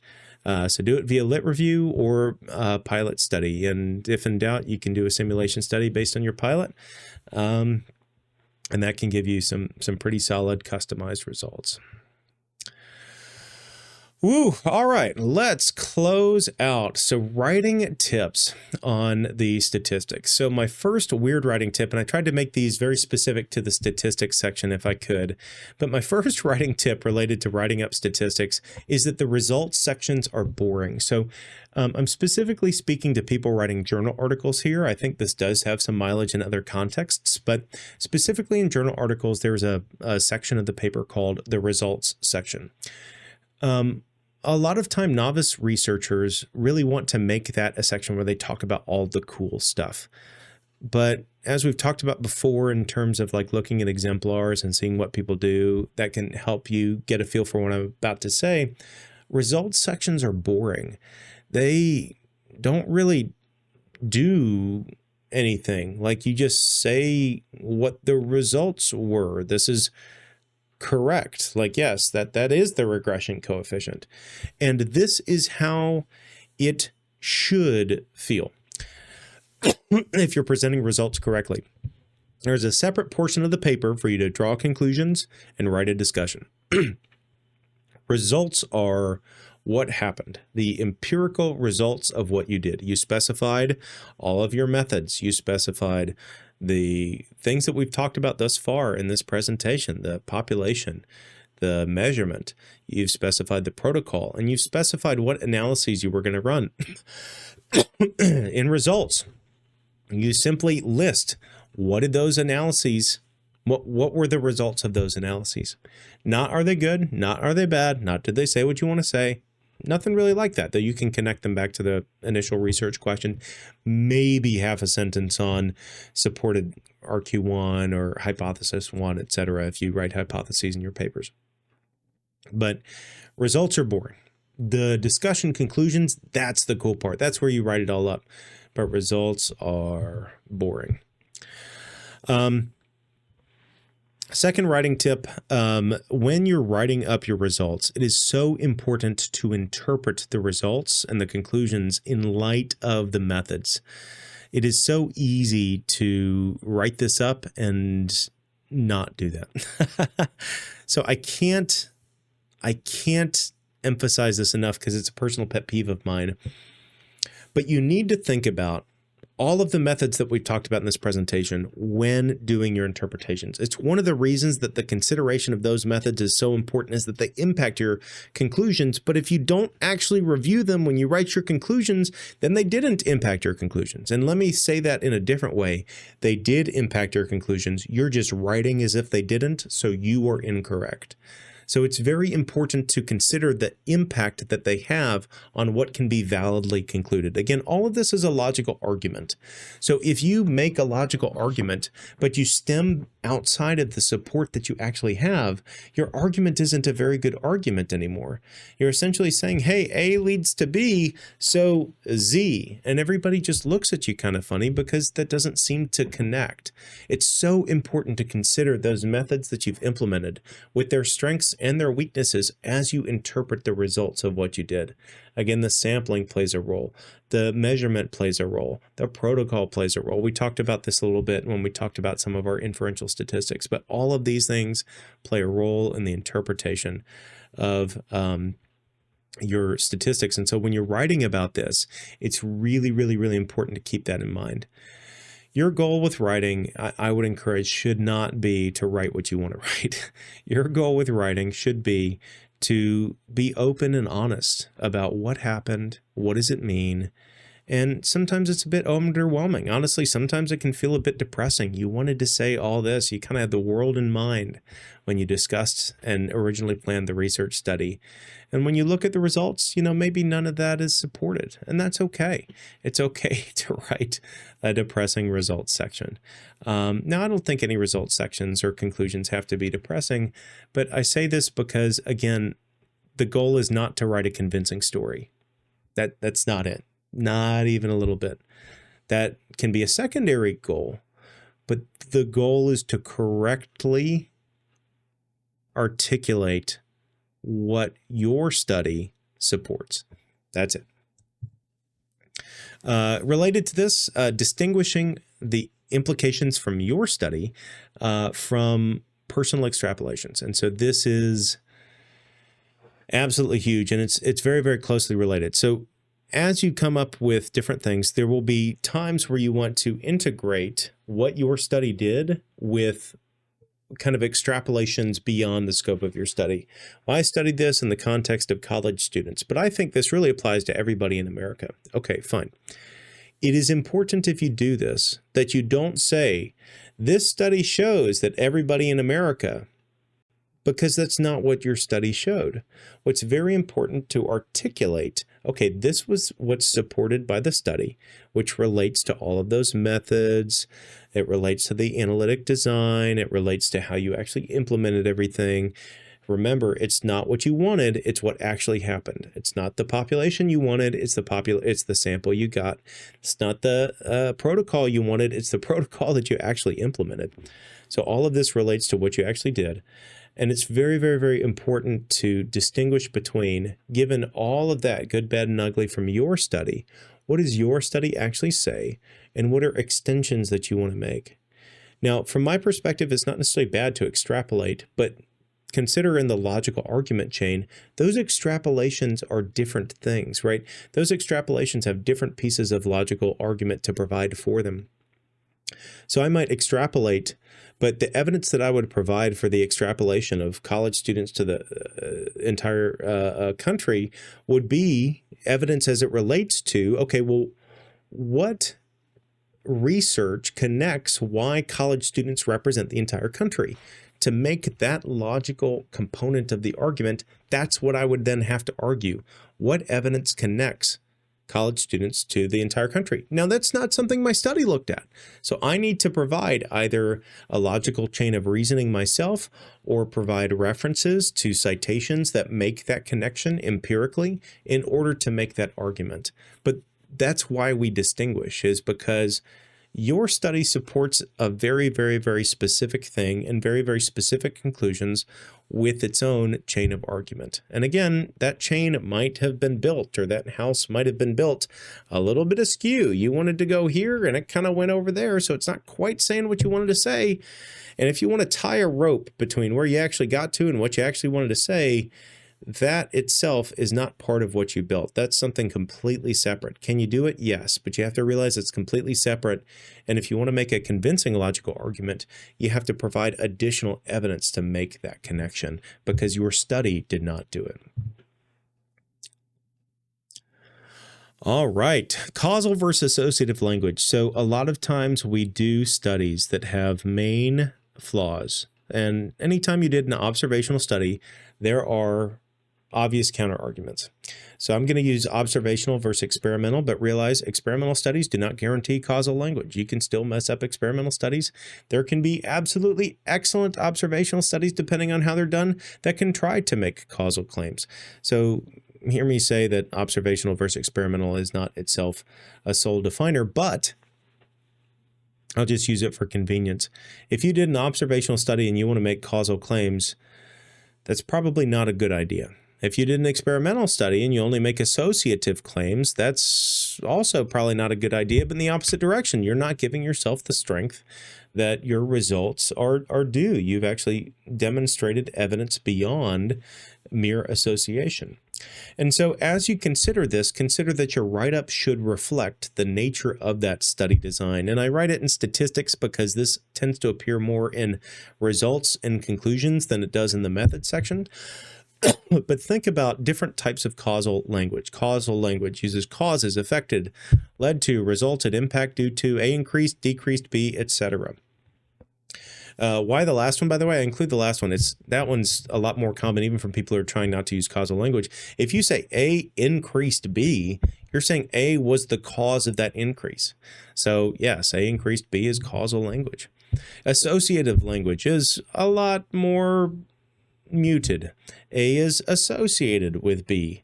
B is related to A, etc. It's a lot more muted. It's a lot more boring. But again, the important thing here to consider is that the language in your write-up should match that is supported by your methods and your statistical results. So you want to think about, well, what statistical approach did I do?